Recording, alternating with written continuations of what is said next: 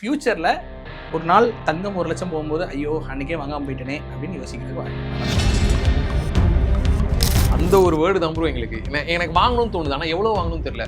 ஒரு 20,000 சேலரி வாங்குற ஒரு பர்சனை வச்சு நான் கால்குலேட் பண்ணுறேன். ஓகே. ஸோ நீங்கள் சொன்ன மாதிரி எனக்கு ஆதி முதல் அந்த வரைக்கும் நான் கோல்டு படிச்சனால என்ன கோல்டை நான் விற்கவே மாட்டேன். என்னுடைய பர்சனல் கோல்டு நான் சொல்கிறேன், நான் கம்பெனியாக சொல்லலை.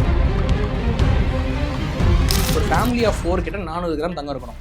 இருக்கான்னு ஃபஸ்ட் செக் பண்ணிக்கோங்க. வீட்டில் அது இருந்தால் ஓகே. நான் ஒரு முட்டாள் சார், எனக்கு எதுவுமே தெரியாது. ஆனால் நான் வந்து இன்ஃப்ளேஷன் என்னை பாதுகாத்துக்கணும் மட்டும் எனக்கு தெரியும்னு நினச்சிங்கன்னா போய் கோல்டில் போட்டு சும்மா இருக்கும். ஏன்னா ஒரு 6 வருஷ பீரியட் எந்த ரிட்டர்னுமே இல்லாமல் நான் கோல்டை வீட்டில் வச்சிருக்கேன் அப்படின்றப்போ எனக்கு பயங்கர லாஸ்ன்ற மாதிரி தான் எனக்கு தோணுது. அந்த 6 வருஷ பீரியட்ல சும்மா வச்சிருந்தாங்களா அவங்க இன்னைக்கு கொஞ்சம் கேளுங்க. நீங்கள் எப்பயாவது கோல்டு வச்சிருக்கேன்னு ஃபீல் பண்ணியிருக்கீங்களா? இல்லை இப்போ இன்னும் ஐயோ நிறையா வாங்காமல் போய் என்ன ஃபீல்? உலகத்தில் இருக்க மொத்த கோல்டும் நான் சொல்கிறது இது வரைக்கும் மைண்ட் பண்ணி இருக்கிற கோல்டை எடுத்து ஒரு இடத்துல வச்சோன்னா அது எவ்வளோ பெருசாக இருக்கும்? அது அவங்க கிட்ட இருக்குன்னா உண்மையிலே நீங்கள் வந்து ஏதோ ஒரு ரொம்ப ரேரான ஒரு விஷயத்தை நீங்கள் வச்சிருக்கீங்கன்னு அர்த்தம். கோல்டு இப்போ என்ன சொல்லுவாங்கன்னா இன்னைக்கு ரேட் ஜாஸ்தியாக இருக்கேன் சார், கிராம் 15,000 இருக்கு. எஸ், அது இன்னொரு ஒரு 6 மாதம் கழிச்சு பார்த்தீங்கன்னா கிராம் 20,000. அப்போ அந்நேரம் வந்து ஐயோ 16,000 வாங்காம போயிட்டேன். இதுதான் தப்பு. நான் ஒரு சிம்பிளான யார் வேணாலும் ஃபாலோ பண்ணக்கூடிய ஒரு ஸ்ட்ராட்டஜி சொல்லுவேன். நான் ஒரு புதுசாக ஒரு ஃபார்முலா 365 நாள் தங்கம் வாங்குவேன். இப்போ நீங்கள் வாங்கினீங்கன்னா உங்களோட ஆரோவை யாரும் அடிச்சுக்க முடியாது. ஸோ ஒரு கிராம் வந்து 62,000 ஆகிற வரைக்கும் கோல்டு இஸ் அண்டர் வேல்யூ. இன்னைக்கு இருக்கிற காலகட்டத்தில் தங்கம் 1 லட்சம் தொடும் அப்படின்னு நீங்கள் சொன்னீங்க. எப்போ தொடும் ப்ரோ? இப்போ நான் வந்து தங்கத்தை பற்றி நான் முழுசாக புரிஞ்சுக்கணும்னு நினச்சிட்டேன் ப்ரோ. ஏன்னா நான் ஒரு மிடில் கிளாஸு, என்னை காப்பாற்ற போகிறது தங்கம் தான். அப்படின்றப்போ நான் அதை பற்றி ஃபுல்லாக தெரிஞ்சுக்கணும். நான் பிளைண்டாக போயிட்டு எல்லாத்தையும் போயிட்டு அதில் போடுறது இந்த மாதிரி நான் பண்ணக்கூடாது அப்படின்னு நான் நினைக்கிறேன். சரி, இப்போ என்னோட கேள்வி என்னன்னா ப்ரோ, தங்கம் வந்து ஒரு வெல்த் ப்ரொடெக்டரா இல்லை வெல்த் கிரியேட்டரா? சூப்பர். ஃபர்ஸ்ட் அது வந்து ஒரு வெல்த் ப்ரொடெக்டர். ஓகே. அதுக்கப்புறம் தான் அது கிரியேட்டராக மாறும் ஆக்சுவலி. ஸோ ஏன் அப்படின்னு கேட்டிங்கன்னா ஃபர்ஸ்ட் உள்ளதை காப்பாற்றிக்கணும்ல. உள்ளதே விட்டுட்டு நான் வந்து கூரை இமயமலை பிடிக்க போகிறேன்னு யாருமே கிடையாது ஆக்சுவலி. ஸோ நீங்கள் ஃபஸ்ட்டு கஷ்டப்பட்டு எல்லாருமே கஷ்டப்பட்டு தான் சம்பாதிக்கிறோம். சம்பாதிக்கிற காசு வீட்டுக்கு வந்து தங்கணும் ஃபஸ்ட் நம்ம கிட்ட. அதே வந்து எப்படி சொல்கிறது தேஞ்சிக்கிட்டே போச்சுன்னு வச்சுக்கோங்களேன், அப்புறம் அதை நோக்கியே நம்ம ஓடிட்டே இருப்போம். முக்கால்வாசியோட மிடில் கிளாஸோட லைஃப் ஸ்டைல் ஒரே மாதிரி தான் இருக்கும். 10-15 வருஷத்துக்கு 20 வருஷம் எடுத்து பாருங்க, லைஃப் ஸ்டைலில் சேஞ்சஸே இருக்காது. அதே ஜாப், அதே வண்டி, அதே வீடு, அதே ருட்டீன். சேலரி இன்க்ரீஸ் ஆகும், ஆனால் வளர்ச்சி இருக்காது. ஏன்னு கேட்டிங்கன்னா they are losing their money to inflation. Inflation வந்து உங்களோட பணத்தை டிவேல்யூ பண்ணிகிட்டே இருக்கு. நீங்கள் என்னதான் உங்களுக்கு இன்க்ரிமெண்ட் வந்து கொடுத்தாலும் அதுவுமே அந்த இப்போ எப்படி நான் இன்க்ரிமெண்ட்டை கால்குலேட் பண்ணுவேன்னு கேட்டிங்கன்னா கோல்டை வச்சு கால்குலேட் பண்ணுங்க. உங்க சேலரி எவ்வளோன்னு உங்களுக்கு தெரியும், அதை வச்சு எவ்வளோ கிராம்ஸ் வாங்க முடியும்னு பாருங்க. 5 வருஷத்துக்கு முன்னாடி உங்க சேலரி எவ்வளோன்னு கால்குலேட் பண்ணுங்க, அதை வச்சு எவ்வளோ கிராம்ஸ் வாங்க முடியும். நீங்க இன்னைக்கும் அன்னைக்கும் ஒரே அமௌண்ட் ஆஃப் கிராம்ஸ் தான் வாங்குறீங்கன்னா நீங்க வளரவே இல்லை, வளர்ச்சியே இல்லை. ஓகே. ஆனா இன்னைக்கு நீங்க கால்குலேட் பண்ணீங்கன்னா கோல்டு வந்து கம்மியா தான் வாங்கியிருக்க முடியும். அப்படி பார்த்தா நீங்க ஆக்சுவலி பேக்வர்ட்ல தான் போயிருக்கீங்க. சேமா கூட இல்ல. 50,000 5 வருஷம் முன்னாடி 50,000 வாங்கினா சார் இன்னைக்கு 1 lakh வாங்குறேன் நீங்க சொன்னா கூட நீங்க கால்குலேட் பண்ணி தங்கம் 3 மடங்கு வந்துருச்சு. அப்போ டெக்னிக்கலி நீங்கள் 1.5 லட்சம் சம்பாதிச்சாதான் அந்த ஸ்டாண்டர்டில் இருக்கீங்கன்னு அர்த்தம். கரெக்ட். கோல்டு ஒரு பெஞ்ச் மார்க்காக வச்சு உங்கள் சேலரி கால்குலேட் பண்ணுறதுங்கிறது வந்து நான் ஒரு புதுசாக ஸ்டாண்டர்ட் மாதிரி நான் கால்குலேட் பண்ணி பார்த்தேன். ஸோ அப்படி பார்க்கச்சில உங்கள் சேலரி வந்து நீங்கள் இன்ஃபேக்ட் பேக்வேர்டில் போயிட்டு இருக்கீங்க, நீங்கள் ஃபார்வர்டில் போகலங்கிற ஒரு உங்களுக்கு தெரிய வர ஒரு விஷயம். அப்போ நம்ம என்ன பண்ணலாம் அப்படின்னு கேட்டிங்கன்னா சம்பாதிக்கிறோம். அந்த பணம் எங்கேருந்து வருது? நம்ம உழைப்பின் ஒரு பை ப்ராடக்ட் அந்த பணம். அதை நம்ம இப்போ சேஃபாக வைக்கணும், பணமாக வைக்கக்கூடாது. சேஃப்ங்கிறது கோல்டு தான். அதனால தான் அதுக்கு சேஃப் ஹேவன் சொல்கிறோம். அப்போது தங்கமாக வச்சுட்டோம் அப்படின்னா அது வந்து எப்படி சொல்கிறதுனா இன்ஃப்ளேஷனுக்கு டைரக்ட்லி ப்ரொபோஷனல் இருக்கிற ஒன் அண்ட் ஒன்லி அசெட் வந்து கோல்டு. ஓகே. மற்ற எல்லா அசெட்டும் வந்து எப்படி வேணால் ஒர்க் ஆகலாம். இப்போ திடீர்னு ஓவர் நைட்டில் கவர்மெண்ட் ஒரு நார்ம்ஸ் போடுற ரூல்ஸ் மாற்றினால ஒரு கம்பெனியோட ஸ்டாக் டக்குன்னு விழுகிறத நம்ம பார்த்துருப்போம். ஏதோ ஒரு ரிப்போர்ட் வரும், ஹிடன்பர்க் ரிப்போர்ட் அப்படின்னு வந்துச்சுன்னா அதுக்கு ஒரு ஸ்டாக் ரியாக்ட் ஆகும். இந்த மாதிரி நிறைய விஷயங்கள் நம்ம பார்த்துருப்போம். பட் தங்கம் ஒன்று மட்டும்தான் ஒரு தனி நாடோ ஒரு தனி நபரோ சம்மந்தப்படாத ஒரு அசெட். நல்லா கவனிச்சு பாருங்க. அது வந்து எந்த கண்ட்ரியும் உரிமை கொண்டாட முடியாது, என்னோட நாட்டோட கரன்சின்னு சொல்ல முடியாது. It's common, decentralised. அந்த டீசென்ட்ரலைசேஷன் தங்கத்தோட ஒரு சூப்பர் பவர். ஸோ அப்போது நீங்கள் வந்து யாரும் ஓவர் நைட்டில் வந்து இனிமேல் இது செல்லாது, இல்லை இதோட நாளையிலேருந்து இதோட விலை வந்து 1000 ரூபாய் ஒரு கிராம் சொல்ல முடியாது. அது மார்க்கெட்டோட டிமாண்ட் சப்ளை தான் டிசைட் பண்ணுது. இன்ஃபேக்ட் எல்லா கவர்மெண்ட்டோட தலைவிதியுமே கோல்டு வச்சு தான் டிசைட் ஆகுது. இப்போ அமெரிக்கா இன்னைக்கு நம்பர் 1ல இருந்து அவன் எல்லாரையும் ஆட்டி பிடிக்கிறதுக்கு 2 காரணம் வந்து ஒன்று கோல்டு, இன்னொன்று US டாலர்ஸ். இது ரெண்டும் யாரும் சொல்ல மாட்டாங்க. அவன் நியூக்ளியர் பவர் எப்படி பில்ட் பண்ணான்? அவன் வந்து கோல்டு நிறைய ரிசர்வ் வச்சிருக்கான். உலகத்திலேயே அதிக அமௌண்ட் ஆஃப் கோல்டு ரிசர்வ் வச்சிருக்கிறது US. இன்னைக்கு டேட்டுக்கு சொல்றாங்க 9,000 டன்னுக்கு மேலே இருக்கு. இப்போ எனக்கு தெரிஞ்சு சீக்கிரட்டாக பண்ண வச்சு ஒரு 10,000 டன் வரைக்கும் அவங்க வச்சிருக்க வாய்ப்பு இருக்கு. 10,000 டன் கோல்டு வச்சிருக்கனால அவன் உலகத்தையே ஆட்டி பிடிச்சிட்டு இருக்கான். அப்போ யார்கிட்ட கோல்டு இருக்கோ அவங்க கிட்ட பவர் இருக்கு. அவன் அதனால இஷ்டத்துக்கு நோட் டச் அடிச்சா கூட இப்போ நல்லா கவனிங்க, ட்ரம்ப் வந்து ஒரு நாளைக்கு காலையில் ஒரு 1 லட்சம் கோடி பிரிண்ட் அடிக்கிறார். இந்தியாவும் ஒரு 1 லட்சம் கோடி பிரிண்ட் அடிச்சிச்சுன்னா ட்ரம்ப்புக்கு அது பெருசாக அஃபெக்ட் ஆகாது, லைட்டாக அஃபெக்ட் ஆகும். இந்தியாவுக்கு அதில் பாதாளத்துக்கு போயிடும். ஏன்னு கேட்டிங்கன்னா நம்ம கரன்சி பயங்கரம் டிவேல்யூ ஆகிடும். நாளைக்கு காலையில் இருந்துச்சு பார்த்தீங்கன்னா $100 அப்படி. இப்போ 92 இருக்கும். நல்லா இன்னொன்று நோட் பண்ணி பாருங்க, நம்மளோட டாலர் டிவேல்யூஷன் வந்து ரொம்ப ஃபாஸ்ட்டாக நடக்குது. 82லேருந்து 92 வந்தது வந்து ஹிஸ்டாரிக்கலி ஃபாஸ்ட். இவ்வளோ ஸ்பீடாக ஐஎன்ஆர் வந்து வீழ்ந்தது கிடையாது, வீழ்ச்சி அடைஞ்சிட்டே இருக்கு. நான் இன்னொரு காமன் மேனுக்கு ஒரு விஷயம் சொல்கிறேன். கோல்டை வந்து நீங்கள் இப்போ இன்றைக்கி வாங்கி வச்சிட்டிங்கன்னா வச்சுக்கோங்க, US டாலர் டேர்ம்ஸில் இன்றைக்கி வந்து அரௌண்ட் $4,900 இருக்குது ஒரு கிராம்னு வச்சுட்டு, நம்ம இன்றைக்கி இருக்கிற வேலை அதை வச்சு இந்தியாவில் கன்வெர்ட் பண்ணி நீங்கள் ஒரு கிராம் வாங்கி வச்சிட்டிங்க. லெட்ஸ் ஹைப்போதெட்டிக்கலி அசியூம் கோல்டு வந்து டாலர் டேர்ம்ஸில் ஏறவே இல்லைன்னா கூட ஐஎன்ஆர் டேர்ம்ஸில் உங்களுக்கு ஏரியா ஆகும் வருஷம். ஏன்னு கேட்டிங்கன்னா ஐஎன்ஆர் வருஷத்துக்கு 10% 12% வீழ்ச்சி அடைஞ்சிட்டே இருக்கு டாலருக்கு நிகராக. ஸோ தங்கத்தின் விலை ஏறவே இல்லைன்னா கூட இன்டர்நேஷனல் மார்க்கெட்டில் உங்களுக்கு உங்கள் ஐஎன்ஆரோட டிவேல்யூஷனால உங்களுடைய வளர்ந்துகிட்டு தான் இருக்கும். இது வந்து ஒரு நோ பிரைனர். நான் கொடுக்குற ஒரு விஷயம் வந்து மினிமம் 12%க்கான ஆன்சர் நான் சொல்லிட்டேன். அதுக்கு மேலே கொடுக்குறதுல உங்களுக்கு போனஸ்ன்னு நான் சொல்லிட்டேன். ஸோ தங்கத்தோட சிஏஜிஆரே எடுத்து பார்த்தீங்க அப்படின்னா 64 வருஷம் டேட்டாவில் 12.1%. வேற எந்த அசெட்டுமே கன்சிஸ்டண்டாக 12% மேலே கிடையாது. நிஃப்டி இருக்கு, Nifty 11% over a period of 35 years. So CAGR எதுக்கு அப்படின்னு பார்த்தீங்கன்னா ஒரு அசெட்டு அதிகப்படியான, அதாவது எவ்வளோ லாங்கராக கன்சிஸ்டண்டாக கொடுக்குங்கிறத வச்சு சொல்லுவோம். போன வருஷம் இந்த வருஷம் எடுத்திங்கன்னா 105% கணக்கு வந்துடும் கோல்டுக்கு எடுத்துக்கிட்டீங்கன்னா. அப்போ 105%னால கோல்டு தான் பெஸ்ட் அப்படி நம்ம சொல்ல வேண்டாம். லாங் டேர்மாக எந்த அசெட் நல்லா பர்ஃபார்ம் ஆயிருக்குன்னு பார்த்தீங்கன்னா கன்சிஸ்டண்டாக 12% கொடுக்குற ஒரு அசெட் வந்து கோல்டு. ஸோ அதனால் அது long term holding best, middle கிளாஸுக்கு பெஸ்ட்டு. மிடில் கிளாஸுங்கிறத நம்ம யாரை சொல்கிறோன்னா, நம்ம அதாவது நம்ம தான் வீட்டோட ஃபஸ்ட் கிராஜுவேட்டாக இருப்போம், நம்ம தான் போய் வீட்டுக்கு வேலையை சம்பாதிச்சு நம்ம வீடே ரன் பண்ணணும்னு வச்சுக்கோங்களேன். அவனுக்கும் inflation common. First of all நீங்கள் உங்கள் சேனல் மூலம் நான் ஒரு விஷயம் மக்களுக்கு நாலேஜ் என்ன சேர்க்கணும்னு நினைக்கிறேன்னா, வாட் இஸ் இன்வெஸ்டிங் தெரியணும், வை வி ஷுட் இன்வெஸ்ட்னு தெரியாமல் எல்லாருமே இன்வெஸ்டிங் பேசுகிறாங்க, நம்மளும் போய் பண்ணணும், அப்படி பண்ணக்கூடாது. வாட் இஸ் இன்வெஸ்டிங்னு நீங்கள் நிறைய பேர் தெரியாமலே இன்வெஸ்ட் பண்ணிட்டு இருக்காங்க. ஐ வில் டெல் யூ சிம்பிளாக என்னென்னா, இன்ஃப்ளேஷனை பீட் பண்ணுறதுக்காக நம்ம இன்வெஸ்ட் பண்ணணும். நீங்கள் பண்ணாமல் இருந்தீங்க அப்படின்னா உங்களை இன்ஃப்ளேஷன் பீட் பண்ணிடும். சரிங்களா? அப்போது நம்ம வந்து இன்ஃப்ளேஷனை பீட் பண்ணுறதுக்கு நிறைய வழிகள் இருக்குது. நீங்கள் வந்து ரொம்ப அதிபுத்திசாலியாக ஜாமானாக இருந்தீங்கன்னா நீங்கள் ஸ்டாக் மார்க்கெட்டில் போய் ட்ரேட் பண்ணலாம், பண்ணி நீங்கள் உங்கள் பணத்தை பில்ட் பண்ணலாம். It's up to you, it's your skill set. But நம்ம வந்து நான் வந்து 1% இல்லை 0.1% பற்றி நான் பேச முடியாது. நான் 99.9% ஆஃப் மக்களை பற்றி பேசணும். அவங்களுக்கு ஸ்டாக் மார்க்கெட்னா என்னன்னு தெரியாது, இன்னைக்கு வரைக்கும் அவங்களுக்கு எப்படி ஒர்க் ஆகும் தெரியாது. தோ மாடர்ன் டெக்னாலஜிஸ் அதை ஈஸியாக ஆக்கி இன்னைக்கு ஒரு மொபைல் ஆப்ஸில் செரோதா இந்த மாதிரி ஆப்ஸ்லாம் வந்து ஈஸியாக யூஸ் பண்ணுற மாதிரி பண்ணியிருந்தாலும் காமன் மேனுக்கு அது இன்றைக்கும் கிரீக் அண்ட் லாட்டின் தான் இருக்குது. காம்ப்ளிகேட்டடாக தான் இருக்குது. அவங்கள வந்து ஒரு ஆட்டோ டிரைவர்கிட்ட போய் நான் வந்து இது இப்படின்னா பண்ணுங்கன்னு சொன்னால் பண்ண மாட்டேன். ஆனால் இன்ஃப்ளேஷன் மட்டும் எல்லாருக்கும் காமன். கரெக்டுங்களா? Inflation common for everybody. உங்களுக்கு இருக்குது, எனக்கு இருக்குது, ரூமில் இருக்கிறவங்களுக்கு இருக்குது, காமன் மேனுக்கு இருக்குது, பணக்காரனுக்கு இருக்குது, ஏழைக்கு இருக்குது. இதில் ஒரே விஷயம் என்னென்னா, பணக்காரனுக்கு பிரச்சனை கிடையாது. இன்ஃப்ளேஷன் வந்தாலும் அவன் பணம் கொடுத்து அதை வாங்கிட்டு போயிட்டே இருப்பான். ஆனால் பணம் மற்றவர்களுக்கு அது ரொம்ப சிரமமாயிடும். அதான் சொல்றேனே, நான் ரெகுலரா சொல்ற விஷயம், பால் விலை ஒரு $5 ஏறிச்சுன்னு வச்சுக்கோங்களேன், மிடில் கிளாஸ் வில் சஃபர். ஏன்னா அவனோட பட்ஜெட் இடிக்க ஆரம்பிச்சிடும். அவன் டெய்லி 1 லிட்டர் வாங்கணும்னு பிளான் பண்ணியிருப்பான், $10 1 லிட்டருக்கு ஏறிச்சு. அப்போ அவன் ஆட்டோமேட்டிக்காக 3 டீ 2 டீ இல்லை 2 டீ 1 டீன்னு கட்டு பண்ணி அப்படி அந்த அளவுக்கு நெக் டு நெக்காக இருக்கும் அவங்களுக்குலாம்.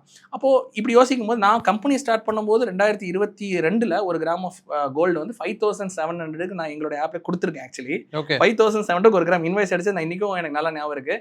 இன்றைக்கி நான் யோசிச்சு பார்க்கும்போது, இப்போ சேலரி அப்போ அன்னைக்கு டேட்டுக்கு மாதம் 15,000 சேலரி வாங்கினவங்க இன்னைக்கு நான் கால்குலேட் பண்ணால் அவங்க வந்து ஒரு 20,000 25,000 வாங்கியிருக்காங்க. ஆனால் தங்கத்தோட விலை ஏறினது பார்த்தீங்கன்னா ரொம்ப ஃபாஸ்ட்டாக 18,000 வரைக்கும் ரீச் ஆகிட்டு இப்போ அரௌண்ட் 15,500 இருக்கு. ஸோ சேலரி அந்தளவுக்கு ஏறலை. ஆனால் அன்னைக்கு நம்ம ஒரு கிராம் வாங்கக்கூடிய அந்த 15,000 இருக்கிறவங்களால ஒரு கிராம் அன்னைக்கு வாங்க முடிஞ்சு. இன்னைக்கு அவரால் ஒரு மாதம் சம்பளத்தை போட்டு ஒரு கிராம் வாங்க முடியல. இன்னும் காலங்கள் போக போக ஒரு கிராம் வந்து 20,000 25,000 50,000 1 லட்சம் தொடும். அப்போ காமன் மேன் நான் எதுக்கு கோல்டுன்னு சொல்கிறேன் அப்படின்னு கேட்டிங்கன்னா, கல்யாணத்துக்கு கோல்டு வேணும், பேசிக் ரெக்குவயர்மெண்ட். அகைன் அதுக்காக தான் கவர்மெண்ட் என்ன பண்ணான்னா புவர் மேன்ஸ் கோல்டுன்னு சொல்லிட்டு 9 கேரட்னு ஒரு இதை ரிலீஸ் பண்ணாங்க. அது என்னன்னா கோல்டு, அது கோல்டு தான், ஆனால் ரொம்ப கம்மியான பர்சன்டேஜில் தான் இருக்கும். வெறும் 25% அதில் கோல்டு இருக்கும். அண்ட் அதை வச்சு நீங்கள் வந்து எப்படி சொல்கிறது, உங்களுக்கு அதை வச்சு லோன் கிடைக்காது, ரீசேல் வேல்யூ பெருசாக இருக்காது. நானும் தங்கத்தை வச்சிருக்கேன், கல்யாணம் பண்ணிட்டேன், இதுக்கு தான் அது யூஸ் ஆகும். ஸோ டெக்னிக்கலி இப்போ என்ன கேட்டால் 22 carat and 24 carat are affordable and still you can buy it. Please buy it right now at least. இல்லைனா ஃபியூச்சரில் ஒரு நாள் தங்கம் 1 லட்சம் போகும்போது ஐயோ அன்றைக்கே வாங்காமல் போயிட்டேனே அப்படின்னு யோசிக்கிறதுக்கு ஒரு நிலைமை வரும். ப்ரோ இப்போ நீங்கள் சொன்னீங்க அந்த ப்ளீஸ் பை இட்னு, அந்த ஒரு வேர்டு தான் ப்ரோ எங்களுக்கு எனக்கு வாங்கணும்னு தோணுது. ஆனால் எவ்வளோ வாங்கணும்னு தெரியல. நான் ஒருத்தர் வீடியோ பார்க்குறேன், இவ்வளவு வாங்கி வைங்கன்றாங்க, இன்னொருத்தர் வீடியோ பாக்குறேன் இவ்வளவு வாங்கி, விலையை பாக்குறேன் அது ஏறிக்கிட்டே இருக்கு, எனக்கு எப்போ உள்ள போறது எப்போ வாங்கிட்டு வெளில வருதுன்னே தெரியல. சூப்பர். அது அது எப்படி ப்ரோ நான் கண்டுபிடிக்கிறது? Super, very simple. உங்களுடைய மாச சேலரியோட 20% மினிமம் நீங்க இன்வெஸ்ட் பண்ணணும். இப்போ உங்களுக்கு நான் வந்து அந்த 20%, இப்போ நான் ஒரு எக்ஸாம்பிளாவே கால்குலேட் பண்ணிருமே, ஒரு 20,000 சேலரி வாங்குற ஒரு பர்சன் வச்சு நான் கால்குலேட் பண்றேன். 20,000 20% வந்து 4,000 rupees கரெக்ட்டுங்களா? இந்த 4,000 நம்ம கண்டிப்பா மினிமம் இன்வெஸ்ட் பண்ணியே ஆகணும். அவங்க 20,000 எங்க சேலரி வந்துருச்சு, நான் 20,000 வச்சு நான் வந்து என் மாச எக்ஸ்பென்ஸ் பார்க்கணும்னு பண்ணாங்கன்னா வாழ்க்கை ஃபுல்லா அந்த அவங்க அப்படியே தான் ஓடிட்டே இருப்பாங்க, வாழ்க்கையில அப்லிஃப்ட்மெண்டே இருக்காது. அப்போ அவங்க ஃபர்ஸ்ட் என்ன பிளான் பண்ணுவோம், நான் 16,000 தான் சேலரி வாங்குறேன், அதுக்குள்ள பட்ஜெட் பண்ணணும். அந்த 4,000 உங்களுக்கு கிடையாது, அது உங்களோட ஃபியூச்சர் செல்ஃபுக்கு. ஓகேங்களா? அப்போ இந்த 16,000 கொண்டு வச்சு நீங்க பிளான் பண்ணணும். ஓகே, இந்த மாசம் அப்ப நம்மளால படத்துக்கு போக முடியாது, இந்த மாசம் நம்மளால வந்து ட்ரிப்பு போக முடியாது, இதை நம்ம பின்னாடி தள்ளிச்சிக்கலாம், டிலேடு கிராட்டிஃபிகேஷன். எனக்கு பிடிச்சது இன்னைக்கே நான் செய்யணும்னு சொல்லி இந்த கிரெடிட் கார்டு இஎம்ஐ ஸ்வைப் பண்ணிட்டீங்கன்னா மறுபடியும் அது பின்னாடி அந்த ட்ராப்ல மாட்டிக்கு வந்துட்டுப்பேன். Credit card is not bad. மறுபடியும் சொல்ல, credit card is like knife. ஓகேங்களா? அது வந்து டாக்டர் கையில இருந்தா உயிர் காப்பாற்றும், கொலகாரங்க கையில இருந்தா உயிர் எடுக்கும். ஸோ கிரெடிட் கார்டு யார் கையில இருக்குன்னு முக்கியப்போ, if you are capable of paying that bill on time every time, credit card is a gift. உங்களுக்கு நிறைய ரிவார்ட்ஸ் கிடைக்கும், ரிவார்ட் பாயிண்ட்ஸ் கிடைக்கும், ஏர்போர்ட் லான்ச் ஆக்சஸ் இருக்கு, அதுல சில பிரீமியம் பெனிஃபிட்ஸ்லாம் கொடுக்குறாங்க. ஆக்சுவலி ஹோட்டல்ல டிஸ்கவுண்ட்ஸ் இந்த மாதிரி நிறைய இருக்கு, ஃபிளைட் புக்கிங்ஸ்ல டிஸ்கவுண்ட்ஸ். அதை என்ஜாய் பண்றது ஒரு சர்டன் பர்சன்டேஜ் ஆஃப் பீப்புள் தான். அதாவது இந்தியா முழுக்க கோடிக்கணக்கான, அகைன் ஒரு ஃபன் ஃபேக்ட், இந்தியாவில் வந்து 150 கோடி மக்கள் இருக்காங்கன்னா கிரெடிட் கார்டு 300 கோடிக்கு மேல இருக்கான். அப்படின்னு பாத்தீங்கன்னா கிரெடிட் கார்டு இல்லாதவங்க தலையிலேயே ஒரு 2 கிரெடிட் கார்டு வந்து இருக்கு ஆக்சுவலி, அவங்க தெரியாம. ஏன்னா அவ்வளோ நம்பர் ஆஃப் கிரெடிட் கார்ட்ஸ் வந்து சர்க்குலேஷன்ல இருக்கு.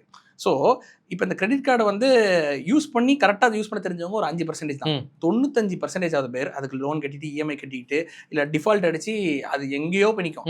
வெறும் எப்படி சொல்றது, 5,000 ரூபாய்க்கு கிரெடிட் கார்டில் ஸ்வைப் பண்ணி கட்ட முடியாம விட்டுருப்பாங்க. அது இன்னைக்கு போய் பார்த்தீங்கன்னா 45,000 50,000 சொல்லி இப்போ எங்கேயோ நிற்கும். அது காரணம் கிரெடிட் கார்டு இஸ் கந்து வட்டி. அதில் மாட்டாமல் இருக்கிறது நல்லது. அது வந்து உங்க மேல கான்ஃபிடன்ஸ் பொறுத்து. நான் ஆன் டைம் கட்டிடுவேன், எனக்கு அந்த கெப்பாசிட்டி இருக்கு, அதை நான் கரெக்டாக மேனேஜ் பண்ணிடுறீங்கன்னா யூஸ் பண்ணலாம். இல்லை சார் என்னால் என் கையை கண்ட்ரோல் பண்ண முடியாது, நான் திடீர்னு நீங்கள் ஸ்வைப் பண்ணிட்டு எதையாவது நான் ஐஃபோனை போய் நான் இஎம்ஐல வாங்கிட்டு வந்துடுவேன் அப்படின்னு நீங்க நினைச்சீங்கன்னா தயவுசெய்து அது நல்லது. சரிங்களா? அது ஒன்று. அடுத்து நம்ம 4,000 இன்வெஸ்ட் பண்ணணும் சொல்லிட்டேன். இந்த 4,000 எங்க இன்வெஸ்ட் பண்றதுங்கிறது வந்து ஒரு ரூல் இருக்கு. Invest in what you understand. Okay, இது முக்கியம், ரொம்ப முக்கியம். யார் வேணா என்ன வேணா சொல்லலாம், நீங்க அங்க ரியல் எஸ்டேட்ல இன்வெஸ்ட் பண்ணுங்க, ஸ்டாக் மார்க்கெட்ல இன்வெஸ்ட் பண்ணுங்க, எங்க வேணா இன்வெஸ்ட் பண்ணலாம் சொல்லுவாங்க. அதை ஃபர்ஸ்ட் நீங்க தெரிஞ்சிருக்கணும், புரிஞ்சிருக்கணும், அப்பதான் இன்வெஸ்ட் பண்ணணும். சரிங்களா? நான் ஏன் கோல்ட ஸ்பெசிஃபிக்கா எடுத்தேன் அப்படின்னு கேட்டீங்கன்னா, 150 கோடி மக்களுக்கு கோல்டுன்னு எனக்கு தெரியும். யாருக்கா தெரியாதவங்க இருப்பாங்களா? பிறந்த குழந்தைக்கே மோதிரம் போட்டு விட்டுருவாங்க. ஸோ டெக்னிக்கலி நியூ பார்ன்ல இருந்து ஒரு வயசான தாத்தா பாட்டி வரைக்கும் எல்லாருக்குமே தங்கம் வந்து காமன். அப்போ இந்த தங்கம் வந்து ஈஸியர் டு அண்டர்ஸ்டாண்ட் ஆல்சோ. ஒரு கிராம், ஒரு பவுன் இது. ஆனா இந்த ஸ்டாக் மார்க்கெட்ல உள்ள போனீங்கன்னு வச்சுக்கோங்களேன், entry, exit, stop loss, PNT ratio, ஏகப்பட்ட விஷயங்கள் இருக்கு. இதை நான் ஃப்ரீயாவே சொல்லி நான் யூடியூப்ல வீடியோ ஏகப்பட்ட பேர் நல்ல சூப்பரான வீடியோஸ் பண்ணியிருக்காங்க. அதெல்லாம் கொண்டு வந்து நீங்க போட்டு பார்த்தீங்கன்னா கூட அது ஒரு காமன் மேன் புரியாது, அவன் போர் அடிக்கும், கொட்டாய் விட்டு தூங்கிடுவான். ரைட்டா? ஸோ அப்போ இந்த 4,000 எங்க இன்வெஸ்ட் பண்ணணும்னா, invest in what you understand. Okay, எனக்கு சார் எனக்கு எதுவுமே தெரியாது சார், நான் வந்து ஒரு சும்மா ஒரு ஃபிகரேட்டிவ்லி சொல்றேன், நான் ஒரு முட்டாள் சார், எனக்கு எதுவுமே தெரியாது, ஆனா நான் வந்து இன்ஃப்ளேஷன்ல என்ன பாதுகாத்துக்கு மட்டும் எனக்கு தெரியும்னு நினைச்சீங்கன்னா போய் கோல்ட்ல போட்டு சும்மா இருங்க. ஓகே, எண்ட் ஆஃப் த டே உங்களுக்கு ஒரு பிரச்சனை வரும்போது நீங்க சொல்ற அந்த இப்போ நீ இன்ஃபோசிஸ்ல நான் ஒரு ஸ்டாக் வச்சிருக்கேன், எனக்கு பிரச்சனை இருந்தால் இன்ஃபோசிஸ் ஷேர் பண்ணது எனக்கு காப்பாற்றுவாரா? ஆனால் அந்த கோல்டு எனக்கு காப்பாற்றுது. ஸோ அப்படிதான் நம்ம பார்க்கணுமே தவிர, அந்த ஸ்டாக் மார்க்கெட்ல பண்ணி நீ வடம் பண்ணாதான் நீ ஜாம்பவான். Nobody will care about how you make it.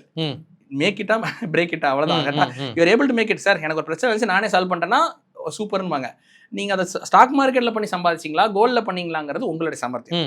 நான் என்ன சொல்றேன்னா, மெஜாரிட்டி ஆஃப் தி பீப்புளுக்கு என்ன தெரியும், அதுல போறது better, because it's a safer option. Okay, இல்ல எனக்கு என்ன பிரச்சனைனா, இப்போ நீங்க சொல்றீங்கல்ல ப்ரோ, உங்களுக்கு எது புரியுதோ அதுல இன்வெஸ்ட் பண்ணுங்கன்னு சொல்றீங்க. நான் கோல்ட்ல இன்வெஸ்ட் பண்ணிடுறேன் ப்ரோ. பட் கோல்ட்ல இன்வெஸ்ட் பண்றப்போ எல்லாரும், அதாவது இருக்கிற பெரிய பிரச்சனை என்னன்னா, எமோஷனலி கனெக்ட் ஆயிடும். என் வீட்டில் ஒன்று மாதிரி ஆயிடுது, அதை எப்படி நான் கொடுப்பேன், அதை எப்படி விற்பேன், அந்த மாதிரி கனெக்ட் ஆயிடுறாங்க. ஸோ அந்த டைம்ல நான் என்ன வெல்த் கிரியேட் பண்றேன்? Super super. இதுக்கு நான் ஆன்சர் சொல்றேன். நீங்க இந்த மாதிரி ஆபரணமா வாங்கி சேவ் பண்ணீங்கன்னா maybe there will be emotional connect. ஏன்னு கேட்டீங்கன்னா, இப்போ நீங்க வாங்கி உங்க அம்மா கொடுத்தீங்கன்னா, உங்க அம்மா அதை போட்டுட்டு பையன் கொடுத்ததுன்னு விற்க மாட்டாங்க, நீங்களும் அது அம்மாவுக்கு கொடுத்ததுங்கிறத விற்க மாட்டீங்க. நான் என்ன சஜஸ்ட் பண்றேன், இந்த மாதிரி பார்ஸ் அண்ட் காயின்ஸா நீங்க வாங்குனீங்கன்னா, that emotional connect will not be there. ஓகேங்களா? Actually see you can be emotional connected, no wrong. என்ன கேட்டா நான் கோல்டை பத்தி 4 வருஷம் படிச்சு முடிச்சுட்டு தான் நான் கம்பெனி ஸ்டார்ட் பண்றேன். ஸோ நீங்க சொன்ன மாதிரி எனக்கு ஆதி முதல் அந்த மாதிரி நான் கோல்டை படிச்சனால என்ன கோல்டை நான் விற்கவே மாட்டேன். என்னுடைய பர்சனல் கோல்டு நான் சொல்றேன், நான் கம்பெனியா சொல்லலை. நான் என் பர்சனலா இருக்கும்போது என்னுடைய பர்சனல் ஹோல்டிங்ஸை நான் இது வரைக்கும் விற்க மாட்டேன். கோல்டை நான் என்ன பண்ணுவேன்னு கேட்டால் லெவரேஜ் தான் பண்ணுவேன். ஓகே, அதுதான் பெஸ்ட் ஐடியா. லெவரேஜ் அப்படின்னா என்னன்னா, உங்ககிட்ட இருக்கிற கோல்டு, இப்போ என்கிட்ட ஒரு 10 லட்ச ரூபாய் கோல்டு இருக்குன்னா அதை போய் நான் லோன் வச்சேன்னு வச்சுக்கோங்களேன், எனக்கு ஒரு 7 லட்ச ரூபா வரைக்கும் கிடைக்கும். அந்த 7 லட்ச ரூபா வச்சு நான் வந்து அதை ஒர்க்கிங் கேபிட்டலை யூஸ் பண்ணி அதை நான் சாமர்த்தியமா எப்படி இன்னும் அதிகமாக எனக்கு பாசிவ் இன்கமோ இல்லை ஆக்டிவ் இன்கம் வர்ற மாதிரி ஒரு பிஸ்னஸ் கிரியேட் பண்ணுவேன். தவிர அந்த 10 லட்ச ரூபா கோல்டை வித்துட்டு நான் போய் அந்த 10 லட்சத்துக்கு வித்தா 10 லட்சம் கிடைக்கும், லோன் எடுத்து 7 லட்சம் தான் கிடைக்கும். நான் 7க்குள்ள தான் பிளான் பண்ணுவேன். 10 இருக்குங்கிறக்கா அதை வித்துட்டீங்கன்னா மறுபடியும் you will not be able to buy the gold at the same price in a future period. ஆக்சுவலா இது புதுசா இருக்கு ப்ரோ. இப்போ சொல்லுங்க, இப்போ நான் எக்ஸாம்பிள் கேட்கறேன் ப்ரோ. என்கிட்ட ஒரு 5 லட்ச ரூபாய் கோல்டு இருக்கு ப்ரோ, நான் விற்க கூடாதுன்னு நினைக்கிறேன். இப்போ நான் என்ன பண்ணலாம்? அதை வச்சு லெவரேஜ் சொல்றதுனா என்னன்னா, லெவரேஜ்னா உங்க தங்கத்தையும் காப்பாத்திக்கிறீங்க, பணமும் கிடைச்சிருச்சு. அதுக்கு நீங்க கோல்டு லோன் போலாம். Gold loan is safer option. உங்களை நம்பி பணம் தர மாட்டாங்க, ஆனா உங்க கோல்டு நம்பி எல்லா பேங்க்லயும் பணம் தருவாங்க. ஏன்னா அவங்களுக்கு வந்து அது செக்யூர்டு லோன். ஆக்சுவலி சப்போஸ் நான் ஒரு நெகட்டிவ் சினாரியோ சொல்றேன், உங்களால் அதை கட்டவே முடியலன்னா கூட உங்க தங்கம் வந்து அந்த லோன் அடைச்சிடும், உங்களை கடனாளி ஆகாம விட்டுரும். நான் சொல்ல உங்களுக்கு புரியுது? ஏன்னா நல்லா கவனிச்சு பாருங்க, நீங்க கோல்டு லோன் எடுப்பீங்க, அந்த ஒரு வருஷம் முடியறதுக்குள்ள அந்த கோல்டு லோனே அடைக்கிற அளவுக்கு பணம் வித் இன்ட்ரெஸ்ட் அடைக்கிற அளவுக்கு அந்த கோல்டு வளர்ந்துரும். Actually technically it's a safer bet. So நீங்க அதை லெவரேஜ் பண்ணி நீங்க வந்து உங்களுக்கு ஒர்க்கிங் கேபிட்டல் கிடைச்சிச்சு. நிறைய பேர் என்ன பண்ணுவாங்கன்னா, நான் ஒரு பிசினஸ் பண்ண போறேன்னு சொல்லிட்டு ஒய்ஃபோட நகையை கொண்டு போய் வித்துருவாங்க. வித்துட்டு அந்த பணத்தை கொண்டு போய் பிசினஸ் பண்ணுவாங்க. பிசினஸ் எல்லாராலையும் சக்சஸ்ஃபுல்லா பண்ண முடியுமா நமக்கு தெரியாது. சப்போஸ் அவர் சக்சஸ்ஃபுல்லா பண்ற ஆளா இருந்தாருன்னா சந்தோஷம், நல்லா பண்ணி ஒய்ஃபுக்கு 100 கிராம் 500 கிராம் இது வித்து 1 கிலோ 2 கிலோ சேர்த்து வச்சா சந்தோஷம். பட் சக்சஸ் எவ்வளவு பேர் ஆறாங்கன்னு நம்ம பார்க்கணும். அப்படி பார்க்கும்போது அவர் அதை வித்துட்டாருன்னா தேர் இஸ் நோ வே. அவன் என்ன சொல்லுவாரு, அவர் வித்து அன்னைக்கு கிராம் 5000 வந்திருக்கும், இன்னைக்கு அது வந்து 18,000. அன்னைக்கு என்கிட்ட இது ஏகப்பட்ட பேர் நான் பாக்குறவங்க சொல்லுவாங்க, சார் அன்னைக்கு என் வீட்டுக்கு ஒரு எமர்ஜென்சி பணம் வித்துட்டேன், இப்போ யோசிச்சு பார்த்தா கஷ்டமா இருக்கு. ஸோ விற்காதீங்க, அதை வந்து லெவரேஜ் பண்ணணும்னு நான் சொல்றேன். லோன் எடுத்து அந்த லோனை வச்சு அதை சாட்டிஸ்ஃபை பண்ண முடியுதான் ஃபர்ஸ்ட் ட்ரை பண்ணுங்க. விற்கிற சிச்சுவேஷன் வந்து எக்ஸ்ட்ரீம் சிச்சுவேஷன். எப்போன்னு சொல்றேன், உங்க உயிருக்கு ஒரு ஆபத்து வருது, அப்போ விற்கலாம், பிரச்சனையே கிடையாது. உங்களுக்கு ஒரு எமர்ஜென்சி, வேற ஏதாவது எஜுகேஷன் இல்லை, இது வந்து என்னால் முடியவே முடியாது, இந்த கோல்டை நான் விற்காம என்னால் அதை செய்யவே முடியாதுன்னா நீங்கள் விற்றீங்கன்னா தப்பு இல்லை. ஓகே, ஆனால் இட்ஸ் ஆப்ஷனல். விற்கிறது ஆப்ஷனல், பட் இருந்தாலும் நீங்க விற்கிறீங்கன்னா இட்ஸ் பேட் மூவ். ஏன்னா ப்ராஃபிட் ரியலைஸ் பண்றதுக்காக கோல்டு விற்கக்கூடாது. நான் சொல்ல புரியுதா? நான் 5000 ரூபாய் வாங்கினேன், இன்னைக்கு 15000 ரூபாய் நான் வித்துட்டு மறுபடியும் அது 10,000 மூவ் நான் வாங்கிக்குவேன் நீங்க நினைச்சீங்கன்னா, who knows when it will go to 10,000 or நான் இன்னொன்று சொல்றேன், we are the first generation இந்த 90s kids தான். 90s kids நம்ம எல்லாருமே சொல்லுங்க, இந்த ஜென்ரேஷன் இப்போ நம்ம 2023 4 5 கடந்த நம்ம தான் first generation to see 8,000 rupees per gram, 7,000, 8,000, 9,000, 10,000 and the last generation to see that amount. நமக்கு அடுத்து வரவங்களும் அதை பார்க்கவே மாட்டாங்க. அந்த பிரைஸ் அவங்களால லைஃப் டைம்ல அவங்களுக்கு அந்த பிரைஸ் வராது. ஸோ நம்மளாம் அந்த ரேட்ல வாங்கி வச்சிருந்தோம்னா எல்லாம் ஏதோ we are living in a beautiful time actually. நம்ம அம்மா அப்பாலாம் பார்த்தீங்கன்னா 2020ல வந்து ரெண்டாயிரத்துல ஏர்லி 2000ஸ்ல கிராம் 400 ரூபாய். இன்னைக்கு நம்ம யோசிச்சு பார்த்தா, இன்னைக்கு நான் உங்கள்கிட்ட கேட்கறேன், உங்கள்கிட்ட கேட்டா ப்ரோ கிராம் 400 ரூபாய் கொடுத்தா வாங்குவீங்களா கேட்டா, ப்ரோ நான் கிலோ கணக்கில் வாங்கிடுவேன். கரெக்டா? Obviously it's no brainer. So நான் என்ன சொல்றேன்னா, தங்கத்தை விற்கக்கூடாது until and unless அது வந்து வேற வழியே இல்லைன்னா விற்கணுமே தவிர ப்ராஃபிட்டுக்காக விற்காதீங்க. நீங்க வேற ஏதாவது பிளான் பண்றீங்கன்னா அதை லெவரேஜ் மட்டும் பண்ணுங்க. கோல்டு லோன் எடுத்து பண்றது is a safer option so that உங்க ஐடியாவை நீங்க எக்ஸிக்யூட் பண்ணலாம். ஐடியாவை மறுபடியும் சொல்றேன், எந்த ஐடியா வந்தாலும் again I must start a founder also, so I would like to say for all people who are watching this, நீங்க ஒரு பிசினஸ் ஸ்டார்ட் பண்ண போறீங்கன்னா அந்த பிசினஸோட A to Z தெரிஞ்சு புரிஞ்சு கால்குலேட்டடா இருங்க. நிறைய பேர் வந்து என்ன பண்ணா, again I have seen so many people start so many businesses so fast. அதாவது எனக்கு வந்து பானிபூரி கடை வைக்கணும்னு ஆசை இருக்கு, இந்த கடை வைக்கணும், ஃபுட்டில் ஈஸியாக என்ட்ரி ஆகலாம்ல, ஸோ அதனால they'll take a risk actually. Biryani கடை வைக்க போறேன் அப்படின்னு சொல்லிட்டு டக்குன்னு வீட்டுல இருந்து ஒரு 10 லட்சத்தை கடனை வாங்கி ஏதோ போட்டு பண்ணுவாங்க. எக்ஸ்பீரியன்ஸ், லேக் ஆஃப் எக்ஸ்பீரியன்ஸ்னால கடை கடைசியில் லாஸ் ஆகிடும்.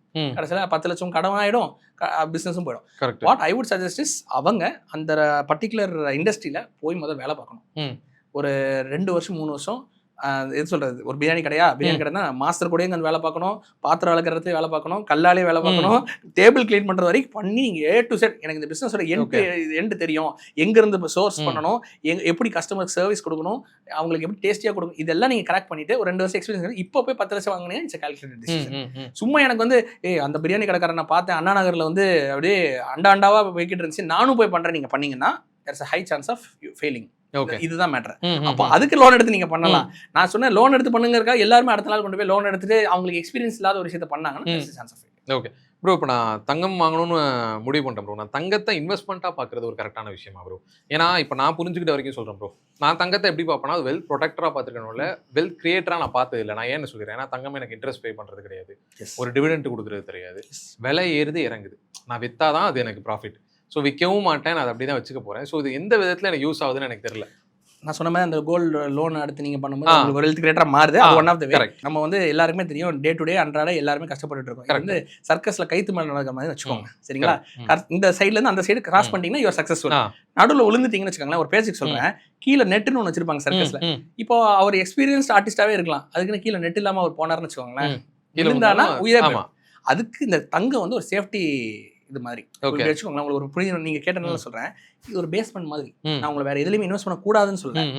இந்த பேஸ்மெண்ட்டே போடாம நீங்க அதுக்கு மேல 10 மாடி கட்டணத்தை ட்ரை பண்ணி வச்சுக்கோங்க. ஒரு பில்டிங் பேஸ்மெண்ட் போடாம டைரக்டா 10 மாடி கட்டிங்கன்னா என்ன ஆகும்? கண்டிப்பா இட்ஸ் பவுண்ட் டு கொலாப்ஸ். அதை தான் பண்ணாதீங்கன்றேன். இங்க 96% ஆஃப் மக்கள் கிட்ட பேஸ்மெண்ட்டே இல்ல. பேர் மினிமம் நான் சொல்றது வந்து 200 கிராம் சொல்றேன். ஓகே, பேர் மினிமம். அடுத்த லெவல் 200 உங்க டார்கெட் முடியல, 400. ஒரு ஃபேமிலி ஆஃப் 4 கிட்ட 400 கிராம் தங்கம் இருக்கணும். இருக்கான்னு ஃபர்ஸ்ட் செக் பண்ணிக்கோங்க. வீட்டில் அது இருந்தா ஓகே, நீங்க மினிமம் செக் பாஸ் பண்ணிட்டீங்க. இப்போ நீங்க போய் மேறதுல கத்துக்கலாம். மறுபடியும் சொல்றேன், கத்துக்க கூடாது, தாராளமா கத்துக்கலாம். உங்களுக்கு அதுக்கான திறமையும் இன்ட்ரெஸ்ட்டும் டைம் இருந்துச்சுன்னா நீங்க தாராளமா ஸ்டாக் மார்க்கெட் எடுத்து புரிஞ்சு படிச்சு தெரிஞ்சு பண்ணுங்க. இவங்க சொன்னாங்க அவங்க சொன்னாங்கன்னு எந்த ஸ்டாக்கையும் வாங்காதீங்க. அதுதான் பெரிய தப்பு. எல்லாருமே நிறைய பேர் அதான் பண்ணுவாங்க. சார் அந்த யூடியூப்ல சொன்னாங்க சார், இவர் சொன்னாரு சார், அதனால நான் போட்டேன் சார், இப்படி ஆயிடுச்சு சார். இப்ப கடந்த 2-3 வருஷம் அவங்க சைலண்டா இருப்பாங்க. ஏன்னு கேட்டீங்கன்னா, இப்பதான் நீங்க வாங்கணும், ஆவரேஜ் பண்ணுங்க. இப்ப அந்த ஸ்டாக் வாங்கினீங்கன்னா 3 வருஷம் கழிச்சு அது ஏறி வந்துடும். ட்ரம்ப் போனதுக்கு அப்புறம் அது மேல வந்துடும், நீங்க நிறைய காசு பார்க்கலாம். எல்லாம் ஃபைன். கோல்டு வந்து எண்ட் ஆஃப் த டே எதுக்கு நம்ம கோல்டு நீங்க கேட்டீங்களா? as an investment என்ன பார்க்க முடியுது? நான் சொல்றேன், gold is an investment. Investment என்னன்னு சொன்னேன், it should protect you from இது இன்ஃப்ளேஷன். கரெக்ட், ஓகேங்களா? ரெண்டாவது it should grow in value, which is அதுவும் செக் ஆகுது. இது ரெண்டுமே கோல்டு பண்ணும்போது I am saying still gold is an investment. Okay, அது ரெண்டு அது பண்ணுது. இது இப்படி பண்ணல, அதாவது ஒரு நாட்டுக்கு வந்து இப்படி பண்ணல, என் பீரோக்குள்ள இருந்தனால அது வந்து ஃபர்ஸ்ட் நம்ம போக தான் நம்ம நாட்டுக்கு பண்ண முடியும். நானே இல்லை, நான் நாட்டுக்காக பண்றேன்னு சொல்லி நான் போய் எடுத்துடும் அகலக்கால் எடுத்து வீட்டோட ஃபர்ஸ்ட் கிராஜுவேட் வர்ற மொத்த காசையும் கொண்டு போய் ஸ்டாக் மார்க்கெட்ல போட்டு ட்ரம்ப் ஒரே ஒரு டேரிஃப் போட்டாருன்னா ஓவர் நைட்ல 30% விழுந்துச்சு. ஒன்றும் இல்லை, 2025 ஜனவரியில அந்த இது டீப் சீக்னு ஒரு ஏஐ வந்துச்சு. அந்த டீப் சீக் ஏல ஆரம்பிச்ச கிராஷ் இன்னைக்கு வரை போயிட்டு இருக்கு, அது வேற விஷயம். அந்த டீப் சீக் ஏன்னு வந்த உடனே 30% மார்க்கெட் ஓவர் நைட்ல கிராஷ். ஒரு அப்பர் மிடில் கிளாஸ், ரிச் கிளாஸ்க்குலாம் பிரச்சனை கிடையாது, 30% சமாளிச்சுக்கலாம். ஓகே, ஏன்னா they have other money to handle their lifestyle. இவனுக்கு அதுதான் வாழ்வாதாரமே. அதான் கூட நம்ம போட்டு ஒரு 1 லட்ச ரூபா போட்டா அது இப்போ 70,000 ஆயிடுச்சு. வித்தா லாஸ் ஆயிடும், அதாவது லாஸ் ரியலைஸ் ஆயிடும். நல்லா நினைச்சுக்கோங்க, எந்த ஒரு விஷயமுமே விற்கிற வரைக்கும் லாபமும் கிடையாது, நஷ்டமும் கிடையாது. Unrealised loss, unrealised profit. அப்போ தங்கவுமே நீங்க 5000க்கு வாங்கிருக்கலாம், நீங்க இப்போ வரை ஹோல்ட் பண்ணிட்டு இருக்கான், அன்ரியலைஸ் ப்ராஃபிட்ல தான் நீங்க இப்போ வாங்கிருப்பீங்க. அது வித்தீங்கன்னா தான் அந்த ப்ராஃபிட் ரியலைஸ் ஆகும். ஓகே, அதே மாதிரி ஸ்டாக்கும் அப்படிதான். இப்போ அவன் 70,000 ரூபா அன்ரியலைஸ் லாஸ்ல இருப்பான், ஆனா என்ன பண்ணிடுவான், இன்னும் கீழே போயிடுவான், பயந்து வித்துருவான். ஸோ 2 ரூல்ஸ் ஆஃப் இன்வெஸ்டிங் நான் எல்லா இதுலயும் சொல்லுவேன், நெவர் லூஸ் மணி, அதாவது நெவர் லூஸ் கேபிட்டல். ரெண்டாவது வந்து என்ன அப்படின்னு கேட்டீங்கன்னா, ஆல்வேஸ் ரிமெம்பர் ரூல் நம்பர் 1. இந்த விதி வச்சு பாத்தீங்கன்னா தப்பு. அந்த கரெக்டா 1 லட்ச ரூபா இன்வெஸ்ட் பண்ணி அது 70,000 ஆனோடனே வித்து லாஸ் பண்ணிட்டான். இதுக்கு அந்த 1 லட்ச ரூபா இன்வெஸ்ட் பண்ணாம வச்சிருந்தா 1 லட்சம் இருந்திருக்கும்ல. இதுதானே அந்த கேள்வி. சோ ஏதோ ஒரு விஷயம் பண்ணி நான் பணம் இழக்கிறதுக்கு அதிக சான்சஸ் இருக்குன்னா அதை போய் பண்ணாம ஃபர்ஸ்ட் நம்மள சேஃப்கார்ட் பண்றதுக்கான பேக்கப் எல்லாம் பில்ட் பண்ணிட்டு, நல்லா கவனிங்க, உங்ககிட்ட அந்த இனஃப் கோல்டு வீட்டில் நீங்கள் ஒரு ஹோல்டிங்ஸ் வச்சிருக்கீங்க, நான் சொன்ன மாதிரி 400 கிராம் 500 கிராம் நீங்கள் வச்சிருக்கீங்கன்னா உங்க கான்ஃபிடன்ஸ் வேற மாதிரி இருக்கும். துணிஞ்சு செய்வீங்க. ஒரு பிசினஸ் பண்ணணும்னா என்கிட்ட இந்த பேக்கப் இருக்கு, இந்த ரிஸ்க் கால்குலேட்டட் ரிஸ்க், இதை நான் பண்ணி சப்போஸ் நான் ஃபெயில் ஆனா கூட இதை வச்சு நான் மேட்ச் பண்ணிடுவேன், என் லைஃபுக்கோ இல்லை என்னோட ஃபேமிலியோட லைஃபுக்கோ எந்த விதமான டிஸ்டர்பன்ஸ் இருக்கான்னு உங்களை கிளம்புங்க. எதுவுமே இந்த சைடு கிடையாது. டேரக்டாக கொண்டு போய் இங்கே வந்து அகலக்கால் வச்சிங்கன்னு வச்சுக்கோங்க, ஸ்லிப் ஆனால் கடல் உள்ள வேண்டியதான். அதான் மேட்ரு. ஓகே ப்ரோ, இப்போ நீங்க கோல்டை பத்தி இவ்வளவு சொல்றப்ப எனக்கு என்ன கேட்கணும்னு தோணுதுன்னா, நான் நிறைய பேர்ட்ட கேட்டிருக்கேன், இந்த மாதிரி 2012 to 2019 பார்த்தீங்கன்னா கோல்டு வந்து ஆல்மோஸ்ட் 0% ரிட்டர்ன் எதுவுமே கொடுக்கல. ஸோ அந்த மாதிரி பீரியட்ஸ்ல என்ன பண்றது? இப்போ நீங்க சொன்னீங்கல்ல, இப்போ கோல்டு பிரைஸ் வந்து நீ ஒரு லோன் வைக்கிற, நீ லோன் வச்சு எடுக்கிறதுக்குள்ள அந்த கோல்டே உனக்கான இதை பண்ணிரும் அப்படின்னு சொல்றீங்கல்ல, இது வந்துட்டு முழுசா நடக்குமா அப்படின்றது நம்மளுக்கும் தெரியாது. இது நம்ம சொல்லலாம், பட் நடக்குமான்னு தெரியாது. ஸோ இந்த மாதிரி நேரத்தில் என்ன பண்றது? ஏன்னா ஒரு 6 வருஷ பீரியட் எந்த ரிட்டர்னுமே இல்லாம நான் கோல்டை வீட்டில் வச்சிருக்கேன் அப்படின்றப்போ எனக்கு பயங்கர லாஸ்ன்ற மாதிரி தான் எனக்கு தோணுது. சரி, அந்த 6 வருஷ பீரியட்ல சும்மா வச்சிருந்தாங்களா அவங்க இன்னைக்கு கொஞ்சம் கேளுங்க. நீங்க எப்பயாவது கோல்டு வச்சிருக்கேன்னு ஃபீல் பண்ணிருக்கீங்களா? இல்ல இப்ப இன்னும் ஐயோ நிறைய வாங்காம போயிட்டேன்னு ஃபீல் பண்ணிருக்கீங்க? அது சொல்ல மாட்டாங்க. என்ன சொல்லுவாங்கன்னா, நிறைய வாங்கலாம் தான் ஃபீல் பண்ணேன்னு. எக்ஸாக்ட்லி. அண்ட் இன்னொன்று நீங்க கேட்டனால சொல்றேன், அந்த டைம் பீரியட் ரொம்ப டிஃபரன்ஸ் ஆக்சுவலி. அதாவது எவ்ரி 4 இயர்ஸ் நீங்க பாத்தீங்கன்னா ஒரு விஷயம் நடந்துட்டே இருக்கும். ஓகே, எவ்ரி 4 இயர்ஸ் ஒரு எவ்ரி 8 இயர்ஸ் ஒரு மேஜர் விஷயம் நடக்கும், எவ்ரி 4 இயர்ஸ் ஒரு மைனர் விஷயம் நடந்துட்டே இருக்கும். இந்த கோவிட் மாதிரில ஒரு மேஜர் இஷ்யூ வந்து 8 வருஷத்துக்கு ஒருக்க நடக்கும். 2008 ஸ்டாக் மார்க்கெட் கிராஷ் மேஜர் விஷயம். 4 வருஷத்துக்கு நடுவில் நீங்க பாத்தீங்கன்னா ஸ்டாக் மார்க்கெட் கிராஷ். இந்த மாதிரி ஏதாவது ஒன்று நடந்துட்டே இருக்கும். ஸோ அப்படி பார்க்கல நீங்க சொல்ற அந்த டைம் பீரியட்ல the entire world or the other countries were dependent on dollars. Dollars ரொம்ப நம்பிட்டாங்க. ஓகே, யூஎஸ் டாலர்ஸ் இருக்கு, நம்ம பிரச்சனை இல்லைன்னு சொல்லிட்டு எல்லாருமே அவங்க கூட அலைஸா இருந்து அவங்களோட டாலரை வாங்கி பேங்க்ல பூட்டி வச்சிருக்காங்க. 2019 தான் உண்மையான விஷயம் வெளியே வருது ஆக்சுவலி. ஓகே. என்னன்னு கேட்டீங்கன்னா கோவிட். ம். கோவிட் வரும்போது Covid is actually market clean up பண்ணது தான் நான் சொல்லுவேன். மார்க்கெட்ல வந்து மக்கள் எல்லாம் கண்மூடித்தனமா டாலரையும் பேப்பர் கரன்சியும் நம்பி இருந்தாங்க. 2009 அப்படியே வெளிச்சம் போட்டு காட்டிடுச்சு. இந்த மாதிரி இருந்தா கவர்மெண்ட் என்ன பண்ணுவாங்கன்னு இஷ்டத்துக்கு அச்சடிச்சிட்டாங்க. எனக்கு இப்போ நாட்டு மக்கள் வேலைக்கு போகல சம்பளம் வராது. கவர்மெண்ட் என்ன பண்ணா, எல்லாருக்கும் $2000 அடிச்சு பேங்க் அக்கௌண்ட்ல போட்டு கரெக்டுங்களா? அப்போ ஃப்ரீயா மணி கொடுத்தா என்ன ஆகும்? இன்ஃப்ளேஷன் அதிகமாயிடும். இது நமக்கு தெரிஞ்சது. இன்ஃப்ளேஷன் அதிகமாச்சு. பட் ஆனால் அவங்க அதை பத்தி கவலைப்படல. என்ன பிளான் பண்ணாங்கன்னா, இந்த ஃபேஸ் மட்டும் தாண்டிடலாம். தாண்டினதுக்கப்புறம் மறுபடியும் மக்கள் நார்மலா வேலைக்கு போயிடுவாங்க. இன்ஃப்ளேஷன் ஆனாலும் வேற வழி இல்லை. ஒரு $1 பிரெட் வந்து $5 ஆனாலும் வாங்கி சாப்பிட்டு தான் ஆகணும்னு சொல்லி ஃப்ரீ மணி இஷ்யூ பண்ணாங்க. அண்ட் அதை அங்கே ஸ்டாப் பண்ணல. அவன் அச்சடிக்கிறான். எவ்ரி 100 days $1 trillion அச்சடிக்கிறான். வருஷத்துக்கு $4 trillion. அப்படின்னு என்ன அர்த்தம்னா, அவங்ககிட்ட இல்லாத பணத்தை அவன் அச்சடிச்சு சர்க்குலஸ் விட்டுட்டே இருக்கான். மைனஸ் ஆல்மோஸ்ட் $38 trillion இருக்கான். ஓகே. $1 trillion அப்படிங்கிறது வந்து இன்னைக்கு இருக்கிற மதிப்புல 9.2 lakh crores, லட்சம் கோடி. ஓகேங்களா? கேட்கறதுக்கு சின்னதா இருக்கலாம். நான் ஒரு பேச்சுக்கு உங்களுக்கு சொல்றேன். நீங்க எவ்ரி செகண்ட் நீங்க வந்து $1 லட்ச செலவு பண்ணலாம்னு வச்சுக்கோங்க. அந்த $1 trillion உங்களுக்கு செலவு பண்ணி முடிக்கிறதுக்கு எத்தனை வருஷம் ஆகும் நீங்க நினைக்கிறீங்க? ஒரு செகண்டுக்கு நான் 1 லட்சம் செலவு ஒரு செகண்டுக்கு 1 லட்சம் செலவு பண்ணலாம். ஒரு 5-6 வருஷத்துக்கு அந்த $1 trillion பத்தும் நீங்க நினைக்கிறீங்க. $1 trillion ஒரு செகண்டுக்கு நீங்க வந்து $1 லட்சம் செலவு பண்ணா கூட உங்களுக்கு வந்து 2000 வருஷம் வரும். ஓகே. உங்க லைஃப் டைம்ல நீங்க அவ்வளவு பெரிய அமௌண்ட் அது ஆக்சுவலி. அத அவன் வருஷத்துக்கு 4 trillion அடிக்கிறான். ஓகே. இது போதும் கோல்டு வந்து அடிச்சு நிப்பாட்டுறதுக்கு. கோல்டு வந்து ஒரு ஸ்பாஞ்ச் மாதிரி. அது அப்படியே உறிஞ்சிரும் ஃபுல்லாத்தையும். மார்க்கெட்ல இருக்கிற இன்ஃப்ளேஷன் ஃபுல்லா உறிஞ்சி அது வேலை எடுத்துக்கும். நீங்க நோட் அச்சடிக்க கோல்டு ஏறும். அவன் அச்சடிக்கிற ஸ்டாப் பண்ண மாட்டான். ஸ்டாப் பண்ண முடியாது. அதாவது புலிவாலை பிடிச்ச மாதிரி அச்சடிக்கிற ஸ்டாப் பண்ணாலும் எக்கனாமிக் கிராஷ் ஆயிடும். நிறைய அச்சடிச்சா இன்ஃப்ளேஷன் அதிகமாயிடும். ரெண்டுக்கும் நடுவில் அச்சடிச்சுக்கிட்டு மெயின்டைன் பண்ணிட்டு இருக்கான். US government is just working because of the money printer. அவன் மணி பிரிண்டர் ஸ்டாப் பண்றானே மிலிட்டரிக்கு ஃபண்டிங் பண்ற காசு கிடையாது. நிறைய விஷயங்கள் இருக்கு. It's goes deep into the politics என்னெல்லாமோ போகும். பட் நான் சொன்ன விஷயம் உங்களுக்கு ஒன்று புரிஞ்சிச்சு. இது ஒரு மேஜர் ரீசன். ரெண்டாவது வந்து 1971 வந்து நிக்சன் கவர்மெண்ட் இருக்கும்போது கோல்டையும் டாலரையும் டீகப்பிள் பண்றாங்க. மீனிங் இனிமேல் கோல்டு இருந்தால் தான் ரூபா நோட் அச்சடிக்கணும்னு அவசியம் கிடையாது. தேவைன்னா நான் அடிச்சுப்பேன்ட்டான். உங்கள் வீட்டில் நான் ஒரு பேச்சுக்கு சொல்கிறேன். உங்ககிட்ட ஒரு பிரிண்டர் கொடுத்துட்டேன். நீங்கள் ப்ரோ மாதம் உங்களுக்கு எவ்வளோ தேவை? நீங்கள் சொல்கிறீங்க எனக்கு ஒரு 50,000 தேவை ப்ரோ. சரி ப்ரோ டன் அப்படின்னு சொல்லி உங்கள்கிட்ட ஒரு பிரிண்டரை கொடுத்துட்டு நான் கிளம்பிட்டேன். ஒரு மாதம் கழிச்சு வந்து ப்ரோ 50,000 அடிச்சிங்கன்னு கேட்டால் உண்மையிலே நீங்கள் சொல்லுங்கள் 50,000 அடிச்சிருப்பீங்களா? நான் இஷ்டத்துக்கு என்கிட்ட தான் இருக்கு. நான் யார்கிட்ட கேட்கணும்? அடிச்சுட்டே இருப்பேன். முதல்ல வேணா நீங்கள் வந்து ப்ரோ கொடுத்துருக்காரு, நம்பி கொடுத்துருக்காரு, நான் நம்பிக்கையில் கொடுக்குறேன்னு சொல்லி கொடுத்து போகிறேன். நீங்கள் 50,000 அடிச்சிருக்கீங்கன்னு வச்சுக்கோங்களேன். ஒரு வாரம் இந்த அண்ணன் உங்களுக்கு மைண்டில் என்ன ஆகும்னா கேட்கல எனக்கு எதுவும் ஆவே என்கிட்ட வந்து யாரும் கேட்க போகிறது இல்லை. அது திருப்பி கேட்க மாட்டாங்க. கடன் கிடையாது, இட்ஸ் யார்ஸ் அப்படின்னு நான் கொடுத்துட்டேன்னா வந்து வாதானே நீங்க ஒரு 1 trillion அடிச்சு வச்சிருப்பீங்க. அதுதான் கவர்மெண்ட் பண்ணாங்க. ஓகேங்களா? ஸோ இப்படி வந்து அது கணக்கு கேட்கற ஆள் கிடையாது. அவன் வாட்டுக்கு கடன் அவங்ககிட்ட இல்லாத காசை கடன் வாங்கி அப்படியே அடிச்சு போயிட்டே இருக்கான். 40 trillion ரீச் ஆயிரான். At any moment it can crash அப்படிங்கிற ஒரு சினாரியோ இருக்கு. கிராஷ் ஆச்சுன்னா மொத்த மார்க்கெட்டே கிராஷ் ஆகி போகும். பட் அது இட்ஸ் டிஃபரெண்ட் ஸ்டோரி. ஆனால் அந்நேரம் உண்மையான அதாவது ரியல் மணி என்னன்னா இந்த பேப்பர் கரன்சிங்க நான் சொன்னேன். It's paper piece of paper பிரிண்டர்ல அடிச்சு வந்துகிட்டே இருக்கும். ஆனால் அந்த கோல்டு சில்வர் இதெல்லாம் வந்து காட்ஸ் மணி. அப்படின்னா இதை மனிதனால கிரியேட் பண்ண முடியாது ஆர்டிஃபிஷியலா. ஈவன் சயின்டிஸ்ட்லாம் ட்ரை பண்ணிட்டாங்க. பல வருஷங்களா ட்ரை பண்ணி பல எக்ஸ்பீரியன்ஸ் நடந்துச்சு. லண்டன்லாம் தலை முடியிலேருந்து கோல்டு எடுக்க முடியுமா ட்ரை பண்ணாங்க. கடல் தண்ணியிலேருந்து எடுக்க முடியுமா ஜெர்மனியில் ட்ரை பண்ணாங்க. இதெல்லாம் ட்ரை பண்ணாங்க. கடல் தண்ணியில் கிடைச்சிச்சு, மனித முடியிலையும் கிடைச்சிச்சு. ஆனா அதுக்கு கிடைக்கிறதுக்கான ப்ரொசீஜருக்கு செலவு பண்ணுவோம்ல, அந்த காசு கிடைக்கிற கோல்டோட கம்மி. Technically doesn't make sense. புரியுதுங்களா? இப்போ சப்போஸ் தலைமுடியிலேருந்து எடுக்கிற காஸ்ட் வந்து கம்மி, எனக்கு $5,000 கோல்டு கிடைக்குது, ஆனால் ஒரு கிராம் கிடைக்குதுன்னா வெளியில $15,000 இட் மேக் சென்ஸ். தலைமுடியிலேருந்து எடுத்துடலாம், எல்லாரும் மொட்டை தலையில.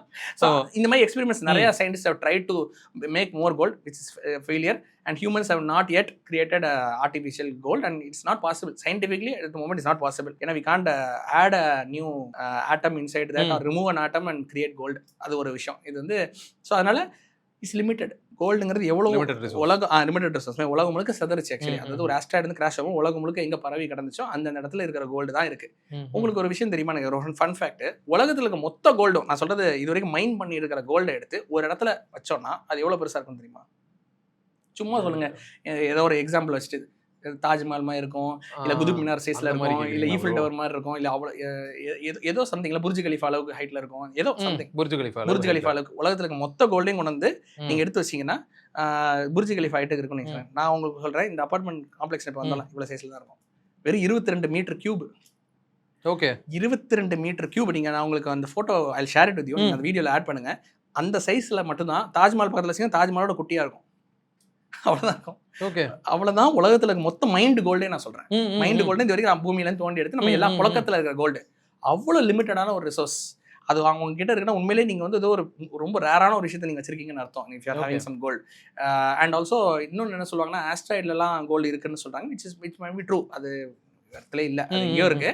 அப்போ என்ன சொல்றாங்கன்னா ஆஸ்ட்ராய்ட்ல இருந்து நாங்க தங்கத்தை எடுத்துட்டு வந்தா தங்க விலை விழுந்துரும்லன்னு சொல்லி சில ஃபினான்ஷியல் அனலிஸ்ட் சொல்லி நான் கேள்விப்பட்டேன். இன்னும் ஃபியூச்சர்ல பாருங்க மைனிங்கை வந்து ஆஸ்ட்ராய்ட்ல பண்ணிடுவாங்க, அப்போ உங்களுக்கு வந்து சீப்பா தங்கம் கிடைக்கும் சொன்னாங்க. இது ஏன் நான் வந்து வேஸ்ட்னு சொல்றேன், பூமிக்கு அடியில நமக்கு கண்ணுக்கு முன்னாடி தொட முடிஞ்ச இடத்துல நம்ம மைன் பண்றதுக்கே செலவு ஜாஸ்தியா இருக்கு. இதுல ஆஸ்ட்ராய்ட்ல போய் எடுத்துட்டு வந்தா அந்த தங்கம் சீப்பா இருக்குமா கூட இருக்குமா? கண்டிப்பா கூட தான் இருக்கும். It's practical no brainer. எங்க இருந்து தங்கம் வந்து தூரமா இருந்து கொண்டு வந்தாலும் it's not making financial sense. நான் சொல்லுவேன் கடல் கடியில டன் கணக்கில் தான் தங்கம் இருக்கு கடல்ல தண்ணியில, ஆனால் அதுக்காக எடுக்க முடியாது. அந்த மாதிரி தான். ஸோ தங்கம் வந்து நீங்கள் வச்சிருக்கீங்கன்னா யூஆர் ஹோனிங்க எப்படி சொல்றது, ஒரு ரேரான ஒரு அசெட்டை நீங்கள் ஹோல்ட் பண்ணியிருக்கீங்க. It's not like any other paper or any other duplicate பண்ணக்கூடிய ஒரு அசெட் கிடையாது. It's cannot be replicated. Okay bro, இவ்வளோ நேரம் நீங்கள் அழகாக வந்து தங்கம் என்ன, நம்ம எப்படி பார்க்கணும் இதெல்லாம் சொன்னீங்க. இன்னைக்கு தான் நான் தங்கமே வாங்க ஸ்டார்ட் பண்ண போகிறேன் அப்படின்னா என் மைண்டில் என்ன இருக்கணும், நான் எவ்வளோ என் சேஃப்டி நெட்டை நான் எவ்வளோ ஸ்ட்ராங்காக நான் பில்ட் பண்ணணும்? Super super. ஸோ ஃபஸ்ட்டு விஷயம் என்னன்னா, இன்னைக்கு அந்த தங்கம் எவ்வளோ ஸ்பீடாக ஏறிச்சுன்னு சொல்லி உங்கள் கிட்ட இருக்க மொத்த காசையும் கொண்டு போய் கோல்டில் போய் போடாதீங்க. ஓகே. ஏன்னு கேட்டிங்கன்னா மார்க்கெட் இந்த மாதிரி ஃப்ளக்சுவேஷன் ஆகுது. நீங்கள் எப்போ போட்டிருக்கணும்னு நான் சொல்கிறேன் 2 வருஷம் முன்னாடி. ஆக்சுவலி தேர்ஸ் அ ப்ராபப், the best time to buy gold was 10 years ago. Okay. Next best time is now. இது வந்து நான் சொல்கிற ப்ராபப், எங்களோட ஆப்லேயே நான் அந்த ப்ராபப் கோட் வச்சிருப்பேன். ஸோ அகைன் எப்படின்னா, நீங்கள் தங்கம் வாங்கணும்னு நினச்சிங்கன்னா உண்மையிலே 10 வருஷத்துக்கு முன்னாடி வாங்கி வச்சுருக்கணும். அப்படி வாங்கலை அப்படின்னா இன்னைக்காவது வாங்கணும். இப்போ என்ன சொல்லுவாங்கன்னா, இன்னைக்கு ரேட் ஜாஸ்தியாக இருக்கே சார், கிராம் 15,000 இருக்கு. எஸ், அது இன்னொரு ஒரு 6 மாதம் கழிச்சு பார்த்தீங்கன்னா கிராம் 20,000. அப்போ அந்நேரம் வந்துட்டு ஐயோ 16,000 வாங்க போயிட்டேன். இதுதான் தப்பு. நான் ஒரு சிம்பிளான யார் வேணாலும் ஃபாலோ பண்ணக்கூடிய ஒரு ஸ்ட்ராட்டஜி சொல்கிறேன். ஃபார் எக்ஸாம்பிள் வந்து உங்களுக்கு வந்து மாதம் நான் சொன்னேன், அப்போ ஒரு கால்குலேஷன் போட்டேன். 4,000 ஒருத்தர் கால்குலேட் பண்ண, இந்த 4,000 டிவைட் பை 30 போடுங்க. 30 போட்டிங்க அப்படின்னா ஒரு நாளைக்கு எவ்வளோன்னு தெரிஞ்சிடும். அரௌண்ட் ஒரு 120 130 வரும்னு வச்சுக்கோங்களேன். ஓகே. இதை வந்து நீங்கள் ஸ்ப்ரெட் பண்ணி 30 நாளைக்கு டெய்லி தங்கம் வாங்கணும். ஓகே. நான் ஒரு புதுசாக ஒரு ஃபார்முலா 365 நாள் தங்கம் வாங்கணும். இப்படி நீங்கள் வாங்கினீங்கன்னா உங்களோட ஆரோயை யாரும் அடிச்சிக்க முடியாது. ரேட்டு ஏறினாலும் நீங்கள் வாங்குவீங்க, குறைஞ்சாலும் வாங்குவீங்க, உங்கள் கிராம்ஸ் கூட கிடைக்கும். ரேட்டு குறைஞ்சானே கிராம்ஸ் கூட கிடைக்கும், ரேட்டு கூடனே கம்மியாக கிடைக்கும். You are averaging the market kind of like SIP. நிறைய பேருக்கு எஸ்ஐபிங்கிறதே ஏதோ இன்வெஸ்ட்மெண்ட் நினைச்சிட்டு இருக்காங்க. Mathematical method of investing. இதுதான் அந்த மேத்தமெட்டிக்கல் மெத்தட். 365 நாள் நீங்கள் தங்கம் வாங்கினீங்கன்னா உங்களோட வித்த எவ்வளோ பெரிய வித்த வேணா இருந்தாலும் அவனால உங்களை பீட் பண்ண முடியாது. ஏன்னா நீங்கள் கன்சிஸ்டன்சி பீட்ஸ் எனி டேலண்ட். அப்போ நீங்கள் 365 நாள் கண்ணு மூடிட்டு அது எப்படி வாங்குறதுன்னு கேட்கலாம். கடைக்கு போயெல்லாம் வாங்க முடியாது. அதுக்காக இப்போ எங்களுமே ஆப்ஸ் இருக்கு. ஆரோகோல்ட் ஆப்பில் நீங்கள் வந்து போய் டெய்லி எனக்காக 200 ரூபாய்க்கு தங்க வாங்க, 300 ரூபாய்க்கு தங்க வாங்க நீங்கள் செட் பண்ணிட்டீங்கன்னா அது உங்களுக்காக நீங்கள் மறந்தாலும் சேவ் பண்ணிடும். ஆட்டோ பேல போய் உங்களுக்கு சேவ் ஆகும்போது நீங்கள் உள்ள வந்து பார்த்தீங்கன்னா உங்களை அறியாமல் சேவ் பண்ணி வச்சிருப்பீங்க. நல்லா ஞாபகம் நான் 2023 என் கஸ்டமர்ஸ் எனக்கு ஃபோன் பண்ணி என்ன பண்ணணும்னு கேட்பாங்க. நான் சொன்னேன் டெய்லி 200 வாங்க. 200 இஸ் டூபிள். டீ கடைக்கு போனாலும் நீங்கள் 50 ரூபா 100 ரூபா ஆகுது. நீங்கள் 200 ரூபாய்க்கு நீங்கள் வந்து சேவ் பண்ணீங்கன்னா கண்டிப்பாக உங்களுக்கு வந்து அது ஒரு மாதத்துக்கு 1 கிராம் வரும்னு நான் சொன்னேன். இன்னைக்கு நான் அதே கஸ்டமர்கிட்ட நான் பேசுவேன், சொல்கிறேன் சார் நீங்கள் அன்னைக்கு 200 ரூபா போடுறீங்க, நான் கன்சிஸ்டாக போட்டேன். இன்னைக்கு நான் போய் அதே 1 கிராம் வேணும் அப்படின்னா கிட்டத்தட்ட 500 ரூபா ஒரு நாளைக்கு போட வேண்டியிருக்கு. இன்னைக்கு 500 ரூபா போட்டால் தான் மாதம் 1 கிராம் வரும். காலங்கள் போக போக அந்த வேல்யூ இன்க்ரீஸ் ஆகிட்டு தான் போகுது. ரைட். ஸோ நான் இதுதான் பேசிக் விஷயம். யாராக இருந்தாலும் நீங்கள் இது வரைக்கும் நான் வாழ்க்கையில் இன்வெஸ்ட்மெண்ட்டே பண்ணலை அப்படின்னா தயவு செய்து இன்னைக்கு ஸ்டார்ட் பண்ணுங்கள். தயவு செய்து நாளைக்கு பண்ணிக்கிறேன், இன்னொரு நாள் பண்ணிக்கிறேன், கற்றுக்கிட்டு பண்ணுறேன், கற்றுக்கிற வரைக்கும் இதை பண்ணுங்கள்.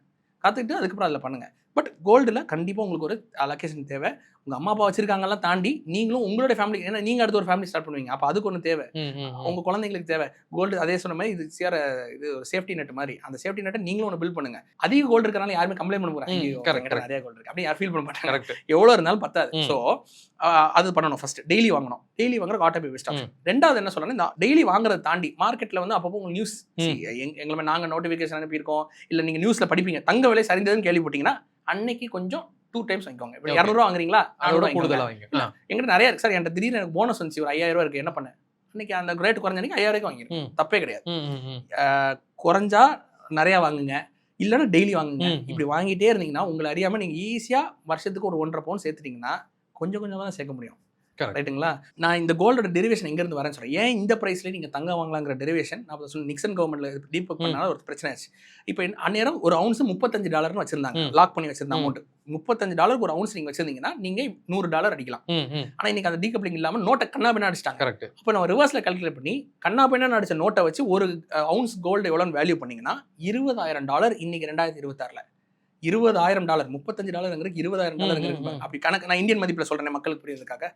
1 கிராம் தங்கத்தின் விலை $62,000 இருந்தால் கரெக்டா இருக்கு. அதாவது தங்கமும் சர்க்குலேஷன் M2 மணி அந்த பிசிக்கல் மணியும் கரெக்டா இருக்குன்னு அர்த்தம். இதுதான் சீர்நிலை. இந்த சீர்நிலை ரீச் ஆச்சுன்னா உலகம் அமைதி போங்க அவருக்கு ஆகாது. ஸோ 1 கிராம் வந்து 62,000 ஆகிற வரைக்கும் கோல்டு இஸ் அண்டர் வேல்யூட் இன்னைக்கு இருக்கிற காலகட்டத்தில். நான் அடுத்த வருஷம் கேட்டீங்கன்னா வேற நம்பர் சொல்றேன். பட் இன்னைக்கு வந்து $62,000 இப்படி எடுத்துக்கோங்க. நீங்க ஒரு ஏரியாவுக்கு போறீங்க, லேண்ட் வாங்கலாம் போறீங்க. அந்த ஏரியாவில் அவன் என்ன சொல்றான், அகைன் சார் இந்த ஒரு கிரவுண்டோ 1 கிரவுண்ட் 10 லட்சம் சொல்றான்னு வச்சுக்கோங்களேன். ஆனா ஆக்சுவலி உங்களுக்கு தெரியுது இந்த கிரவுண்டோட விலை வந்து 1 கிரவுண்ட் 20 லட்சம் 10 லட்சம் கிடைத்தா ஆஹா நமக்கு நல்ல டீல் வாங்கிடுவீங்களா, தங்கத்தை பார்க்கணும். இப்ப கம்மியா தெரியுதா? 20 லட்ச ரூபாய் கிரவுண்ட நீங்க 10,000 வாங்கினீங்கன்னா உங்களுக்கு 10 லட்ச ரூபாய்க்கு வாங்கினீங்கன்னா உங்களுக்கு கம்மியா தெரியுது. அதே மாதிரி 60,000 தங்கத்தை தான் நீங்க இன்னைக்கு 15,000 கொடுத்து வாங்குறீங்க. You are technically buying an asset at a discounted rate. ஓகேங்களா? ஸோ இந்த பேஸ் ஃப்ரேம்வொர்க் உங்களுக்கு ரெடி பண்ணிக்கோங்க. 200 கிராம் டார்கெட்டை ரீச் பண்ணுங்க. அது ரீச் பண்ணிட்டே இருக்கும்போது கற்றுக்கோங்க. நாலேஜ் நல்லா சொல்கிறேன். தங்கமாக மெட்டலாக மட்டும் உங்களுக்கு ஒன்றும் பண்ண போகிறது இல்லை. உங்களை நீங்கள் சொன்ன வெல்த் ப்ரொடெக்டர் மட்டும் இல்லை, வெல்த் கிரியேட்டருக்கு வந்து நீங்கள் தான் creator. Gold is not the creator, you are the creator of the wealth. Exactly. So அப்போ நீங்கள் உங்களோட நாலேஜை தான் வளர்த்துக்கணும், நீங்கள் உங்கள் ஸ்கில் செட்டை வளர்த்துக்கணும்.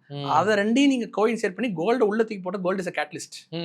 நீங்கள் 100 கிலோமீட்டர் ஓடுவீங்க, இந்த கோல்டை தூக்கி உங்கள் மேலே வச்சுட்டு நீங்கள் 200 கிலோமீட்டர் ஓடுவீங்க. இவ்வளோதான் டிஃபரன்ஸ். நான் ஓடவே மாட்டேன் சார், தங்கத்தை மட்டும் வச்சு எனக்கு 100 கிலோமீட்டரில் போடணும்னா போக முடியாது. இதுதான் மேட்டர். இப்படி தான் நீங்கள் அண்டர்ஸ்டாண்ட் பண்ணிக்கணும். So gold is just a catalyst. நீங்கள் என்ன பண்ணாலும் என்ஹான்ஸ் பண்ணி விட்டுரும்.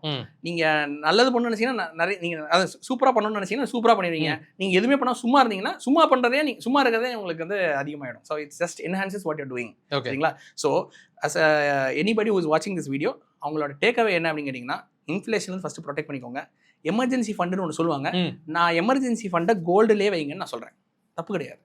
ஏன்னா எமர்ஜென்சிங்கிறது வந்து இப்போ நான் மறுபடியும் சொல்கிறேன், 6 மாதத்துக்கு 1 வருஷத்துக்கு தேவைப்படாமல் இருந்திருக்கும். ஆனால் அவங்க கேஷாக வச்சிருப்பாங்க. நான் என்ன கேட்டால் இன்னைக்கு இருக்கிற காலகட்டத்தில் ஒரு 1 லட்சம் வரைக்கும் எமர்ஜென்சி ஃபண்டை கேஷாக வச்சிருந்தா ஓகே. அதுக்கு மேலே போய் அதில் நிறைய பேர் 5 லட்சம் 10 லட்சம்லாம் எமர்ஜென்சி ஃபண்ட் பார்க்கணும் சும்மா வச்சிருப்பாங்க. அப்படி என்ன சொன்னாங்க, ஒரு கஸ்டமர் நல்லா அவருக்கு ஒருத்தர் ஃபோன் பண்ணி எனக்கு சொன்னார், சார் எங்கள் வீட்டில் வந்து எமர்ஜென்சி ஃபண்டை நான் 25 லட்சம் ரூபா வச்சிருக்கேன். நான் போன வருஷம் தங்க வாங்கலாம்னு நினைச்சேன். ஆப்பிள் ரேட்லாம் பார்த்தேன், நம்ம கம்மியாக தான் இருந்துச்சு, வாங்கலாம்னு நினைச்சேன். ஆனால் திடீர்னு என்ன ஆச்சுன்னா, சரி எமர்ஜென்சி தேவைப்பட்டுருமோ அப்படின்னு சொல்லி சும்மா இருந்தேன். ஆனால் இன்னைக்கு வரைக்கும் அந்த எமர்ஜென்சியே வரல சார். சார் நீங்க 25 ரூபாய்க்கு நீங்க அன்னைக்கு வாங்கியிருந்தீங்கன்னா இன்னைக்கு அது 75 லட்ச ரூபாய் இருக்குங்க சார். அப்போ உங்களுக்கு எமர்ஜென்சி பண்ண அதிகமாக இருந்திருப்பேன். தப்பு பண்ணிட்டேன் சார், வீட்டில் எனக்கு தப்பா கைட் பண்ணிட்டாங்க. வீட்டில் சொல்லியிருக்காங்களா, வேண்டாம் ரேட்டு குறைஞ்சா வாங்கலாம்னு சொன்னாங்க. அதுதான் தப்பு. ஆக்ஷனை டெய்லி எடுங்க. சாப்பிட்றது, குளிக்கிறது, அந்த மாதிரி சேவிங்கையும் ஒரு ஹேபிட்டா மாற்றணும்.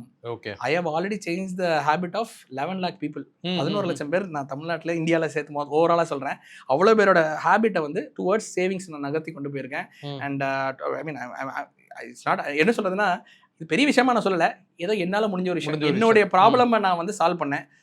அதனால நான் கோல்டு இன்வெஸ்ட் பண்ணேன். இது இப்போ நான் என்ன யோசனை, சரி கோல்டு இன்வெஸ்ட் பண்ணுறது என்னுடைய ப்ராப்ளம் நான் சால்வ் பண்ணுறேன். I was able to protect my self and grow my wealth also. இதையே ஒரு ப்ராடக்டா மாற்றி கஸ்டமர்ஸ், சாரி ஒரு ஆடியன்ஸுக்கு வந்து அவங்க யாரெல்லாம் அந்த ப்ராப்ளம் ஃபேஸ் பண்ணுறாங்க அவங்கள யூஸ் பண்ணலாம், சொல்யூஷன். அப்போ யோசிக்கும் போது ரோட்ல நடந்து போகிற ஒரு சாமானிய மனுஷனுக்கு கூட சூட்டபிளாக இருக்கிற மாதிரி, யூஸ்ஃபுல்லாக இருக்கிற மாதிரி ஒரு ஆப்பை பில்ட் பண்ண தான் நினச்சேன். அது அப்படியே டர்ன் அவுட் டு பி ஆரோ கோல்டுன்னு ஒரு ஆப் வந்துச்சு. இன்னைக்கு 11 லட்சம் பேர் யூஸ் பண்ணி எனக்கு ஃபோன் பண்ணி, எனக்கு நிறைய பேர் வந்து அந்த நான் சொல்கிறது இந்த lower middle class people, daily wage workers, blue collar workers நிறைய பேர் ஃபோன் பண்ணி எனக்கு எங்களோட டேரக்டாக பர்சனல், சார் நல்லா தங்கமே வாங்கணும்னு நினைக்கவே இல்லை, என்னோட எப்படி சொன்னீங்க, என்னோட ஹஸ்பண்ட் வந்து குடிச்சே அழிச்சிட்டாரு, இல்லை என்னுடைய இப்படி போயிடுச்சு, எனக்கு இங்கே போயிடுச்சு, நான் வச்சிருந்தேன் அதெல்லாம் அப்படி போயிடுச்சு, ஆனால் உங்கள் மூலயமா நான் இன்னைக்கு வந்து ஒரு 4 கிராம் வாங்கிட்டேன், 8 கிராம் வாங்கிட்டேன், கொஞ்சம் கொஞ்சமாக நான் பில்ட் பண்ணுறேன். Yes, slow and steady wins the race. Over நைட்டில் போய் 400 கிராம்லாம் இன்னைக்கு வாங்க முடியாது, கரெக்டுங்களா? ஒரு கிராமா 400 கிராம் போகலாம், அப்படி தான் நான் சொல்ல வரேன். அதை டார்கெட்டாக வச்சு if you keep being consistent, நீங்கள் கன்சிஸ்டண்ட்டாக மட்டுமே இருங்க. வேற யாரை பற்றி நீங்கள் வரி பண்ணலாம், உங்களோட டேலண்டாக இருக்கிற பீப்புளை கூட நீங்கள் கன்சிஸ்டண்ட்டாக தான் பீட் பண்ணலாம். That is hard work. Correct bro. கடைசியாக இந்த கேள்வி கேட்டுறது எல்லாருமே நார்மலாக கேட்குற ஒரு விஷயம் ப்ரோ, தங்கம் 1 லட்சம் தொடும் அப்படின்னு நீங்கள் சொன்னீங்க, எப்போ தொடும்? ஓகே, மறுபடியும் சொல்கிறேன், இதுக்கு ஆன்சர்ஸ் வந்து பேஸ்ட் ஆன் நடக்க போகிற விஷயம். இப்போ ஃபியூச்சரில் என்ன விஷயம், நாளை கால ட்ரம்ப் என்ன சொல்லுவாரு எனக்கு தெரியாது, இல்லை அடுத்த வருஷம் என்ன சொல்லுவாரு நமக்கு தெரியாது, அதை பொறுத்து மாறலாம். பட் இப்போதைக்கு என்னுடைய ப்ரெடிக்ஷன் நான் சொல்கிறேன், இப்பல இருந்து 15 வருஷத்துல தொடுங்கிறது என்னோட கால்குலேஷன். 1 லட்சம் 15 வருஷத்துல, 15 வருஷங்கிற தூரம்லாம் உயிரோட இருக்க போறோம், நம்ம பார்க்க தான் போறோம். 15 வருஷத்துல தொடுங்கிறது என்னுடைய calculation. And I'm very strong about it. And ஏன் நான் ரீசன் சொல்லிட்டேன், 62,000 இன்னைக்கே இருக்கணும். 15 வருஷத்துல நான் சொல்றது லேட் ஆக்சுவலி. அண்ட் நான் போன வருஷமே ஜனவரி 2025 ஆரம்பிக்கிறதுக்கு முன்னாடி நான் சொன்னேன், டிசம்பர் 2025க்குள்ள 12,000 ஒரு கிராம் போகும்னு சொன்னேன், 7,000 இருக்கும்போது. ஓகேங்களா? உடனே நிறைய பேர் அகைன் அன்ஃபார்ச்சுனேட் உங்களுக்கு தெரிஞ்சவங்களும் நிறைய பேர் என்ன சொன்னாங்கன்னா, 7,000 இருக்கும் 12,000 போகும்னு சொல்றாரு, 10,000 என்ன தொடலை, அதுக்குள்ள 12,000 நீங்க டார்கெட் சொல்றீங்க, இதெல்லாம் நடக்காது, ஏன்னா தங்கம் ஆல்ரெடி 8,000 வந்தாலும் ஓவர் வேலிட் ஆயிடும் சொன்னாங்க. it beat all the records. It went till 12,000 in October 2025. எனக்கு ஹிஸ்ட்ரி கிரியேட்டட். நான் போஸ்ட்லாம் போட்டேன், இது ஸ்டேட்டஸ் வச்சேன். 2025 நான் டிசம்பருக்கு டார்கெட் சொன்னது 3 மாசம் முன்னாடி வந்துருச்சு. டிசம்பர்ல நான் நினைச்ச ப்ரொஜெக்ஷன்ல தாண்டி 15,000 டச் ஆயிடுச்சு. ரைட்டுங்களா? சோ நான் வந்து மை போட்டு பார்த்து கரெக்டா இந்த டேட்ல நடக்கும் நான் சொல்லல. ஒரு எஜுகேட்டட் கெஸ்ஸா நான் ஒரு நம்பர்ஸ் வச்சு டேட்டா ட்ரிவனா நான் சொல்றேன். அப்படி பார்க்கச்சல தங்கம் வந்து இப்படி வச்சுக்கோங்களேன். இல்லை ஒரு டேக் அவே நான் ஒன்னு சொல்லிடுறேன். தங்கம் 4 வருஷத்துக்கு இருக்க டபுள் ஆகுது. அப்படி வச்சு நீங்க ஒரு பேஸ் கல்குலேட் நீங்களே போட்டுக்கலாம். என்கிட்ட ஒவ்வொரு தடவை 1 மணி என்ன சார் போகும் எப்போ போகும்னு கேட்க வேண்டாம். நீங்க கல்குலேட் பண்ணிக்கோங்க. நீங்க ஒரு நாள் எந்திரிக்கிறீங்க, ரேட்டு பாக்குறீங்க, இன்னிலிருந்து 4 வருஷம் கழிச்சு என்ன ரேட் இருக்கும் நீங்களே இன்டூ 2 மல்டிப்ளை பண்ணிக்கோங்க உங்க மைண்ட்ல. சோ இது வந்து கன்சர்வேட்டிவ் மைண்ட் செட். நான் அதையும் சொல்லிடுறேன். 2026 இப்பல இருந்து 4 வருஷம் நீங்கன்னா 2029 30 அப்ப எங்க இருக்குன்னா ஒரு கிராம் 30,000 ஒரு பேர் மினிமம் ஐடியா உங்களுக்கு கிடைச்சிச்சு. ஆனால் நீங்க 2 வருஷத்துல 30,000 பாத்துருவீங்க. இல்ல 2 வருஷத்துல 30,000 பார்க்க வாய்ப்பு இருக்கு. இது இப்போ என்னுடைய அனாலிசிஸ்ல நான் சொல்றேன். 2 வருஷத்துலயே 30,000 per கிராமே நீங்க பாக்குறதுக்கு வாய்ப்பு இருக்கு. ஸோ இவ்வளவு ஸ்பீடா அது க்ரோ ஆகுதுங்கிறப்போ நம்மளுக்கு நீங்க அதான் சொன்ன மாதிரி ஒரு அலோகேஷன் அதுல போட்டு வைக்கிறது நல்லது. நம்மளும் அதை மேட்ச் பண்ணி எக்ஸாக்ட்லி நீங்க பாக்குற ரேட் பெஸ்ட் ரேட்டுங்க. நீங்க என்னைக்கு தங்கத்தை வாங்கலாம்னு முடிவு பண்ணி உங்க கையில பணம் இருக்குன்னா அன்னைக்கு பெஸ்ட் ரேட் வாங்கி வச்சு அந்த பிரைஸ் லாக் பண்ணிருக்கீங்க. நிறைய பேர் இப்போ ரீசெண்டா கிராஷ் ஆச்சு 30% சில்வர் கிராஷ் ஆச்சு, 12% கோல்டு கிராஷ் ஆனோடனே என்ன கேட்டாங்கன்னா எப்போ என்ட்ரி ஆகுதுன்னு கேட்டாங்க. நான் என்ன சொல்றேன், சார் நீங்க என்ட்ரி ஆகணும் முடிவு பண்ணிட்டீங்க, பாத்துட்டீங்க, நீங்க பார்த்த ரேட்ல என்ட்ரி ஆயிருங்க. ஆனா மொத்த காசு என்ட்ரி போட வேண்டாம். ஒரு 30% 25% போட்டு வெயிட் பண்ணுங்க. ஏன்னா நீங்க அதை பிளாக் பண்ணிட்டீங்க. இந்த ரேட்டுக்கு கீழே போச்சுன்னா இன்னொரு 25% போட்டு வாங்கலாம். இந்த ரேட்டுக்கு மேல போச்சுன்னா இன்வெஸ்ட்மெண்ட் அமௌண்ட் வளர போகுது. ரெண்டுமே வின்-வின் சிச்சுவேஷன். நீங்க வாங்காம பாத்துட்டே இருந்துட்டு வாங்கலாமா யோசிச்சுட்டே இருந்தீங்கன்னா மேல ஏறதுக்கு அப்புறம் ஐயோ சார் 15,000 வந்துச்சே விட்டுட்டு. இதுதான் 99.99% ஆஃப் பீப்புள் நான் பார்த்தவங்க பண்ணிருக்காங்க. இந்த தவிர நீங்களும் செஞ்சிடாதீங்கன்னு நான் சொல்றேன். சரிங்களா? எல்லாரும் பண்ற தப்ப நீங்களும் பண்ணாதீங்க. ஏன்னா நீங்க எல்லாரோட டிஃபரெண்டா இருந்தாதான் நீங்க தனியா தெரிவிங்க. So different do things differently. அவ்வளவுதான். ஓகே ப்ரோ, ஆக்சுவலா உங்கள்கிட்ட பேசினா எனக்கு ரொம்பவே சந்தோஷமா இருந்துச்சு. ஏன்னா நேத்துல இருந்து சரி நான் இன்னைக்கு நோட் பண்ண வரைக்குமே சொல்றேன், உங்கள்கிட்ட அந்த எனர்ஜி இருக்குல்ல, ஏதாவது ஒன்று பண்ணணும். நான் நேற்று பேசினப்ப கூட உங்கள்கிட்ட வீடியோ பண்ணலாமான்னு கேட்டேன், இதை நம்ம பேசலாமான்னு கேட்டேன். நீங்கள் எனக்கு ஆன்சர் கொடுத்தீங்கன்னா யார் கூடயும் நான் அவ்வளோ அரை மணி நேரம் ஒரு எஜுகேஷனல் கால் நான் பேசினது கிடையாது. இவ்வளோ நேரம் எனக்கு நீங்கள் உட்காந்து சொல்கிறீங்க இந்த விஷயம் இதனால தான் பாச்சுன்னு சொல்கிறப்போ எனக்கு பயங்கர சந்தோஷமாக இருந்துச்சு. ஏன்னா நான் ஒரு அரை மணி நேரத்தில் நான் இவ்வளோ விஷயம் கற்றுக்கிட்டேன் அப்படின்னு எனக்கு ரொம்ப ஹாப்பியாக இருந்துச்சு ப்ரோ. ஆக்சுவலாக உங்களோட நீங்கள் செஞ்சுட்டு வர ஒர்க் அப்படியே தொடரட்டும். நல்லா இன்னும் நீங்கள் பெருசாக க்ரோ ஆகணும். ஆக்சுவலாக உங்ககிட்ட இன்னும் எனக்கு நிறைய விஷயம் கேட்டு தெரிஞ்சுக்கணும். ஆனால் இந்த வீடியோவில் டைம் கரெக்டாக இருக்கனால thank you so much for inviting me. It's an honour. நான் உங்கள் சேனலில் ரெகுலராக ஃபாலோ பண்ணுவேன். ஏன்னா வெல்த் ரிலேட்டடான எல்லா விஷயங்களும் நானும் கன்சியூம் பண்ணுவேன், ரீட் பண்ணுவேன், டு ஷேர் மோர். ஏன்னா நானும் கற்றுட்டு தான் இருக்கேன். ஸோ உங்கள் சேனல் எனக்கு ரொம்ப யூஸ்ஃபுல்லாக இருந்துச்சு டு லேர்ன் மோர். ஆனால் வர காலங்களில் நம்ம கண்டிப்பாக வீடியோ பண்ணலாம். ரொம்பவே தேங்க்ஸ், நீங்கள் உங்கள் டைம் ஒதுக்கி எனக்கு வீடியோ கொடுத்து ரொம்ப நன்றி. Thank you so much. தேங்க்யூ. இந்த வீடியோ முழுக்க ஒரு எஜுகேஷன் பர்பஸ்க்காக தான் எடுத்திருக்கோம். இப்போ உங்களோட இன்வெஸ்ட்மெண்ட் ஜர்னி நீங்கள் ஸ்டார்ட் பண்ண போறீங்க அப்படின்னா அதில் இருக்க டெசிஷன்ஸ்க்கு எல்லாத்துக்கும் டெசிஷன் மேக்கராக நீங்கள் தான் இருக்கணும். எது வேணும் வேணான்றதை நீங்கள் தான் சூஸ் பண்ணணும். சீக்கிரமாக உங்கள் இன்வெஸ்ட்மெண்ட் ஜர்னியை ஸ்டார்ட் பண்ணுங்க, பெரிய வெல்த் ஜென்ரேட் பண்ணுங்க.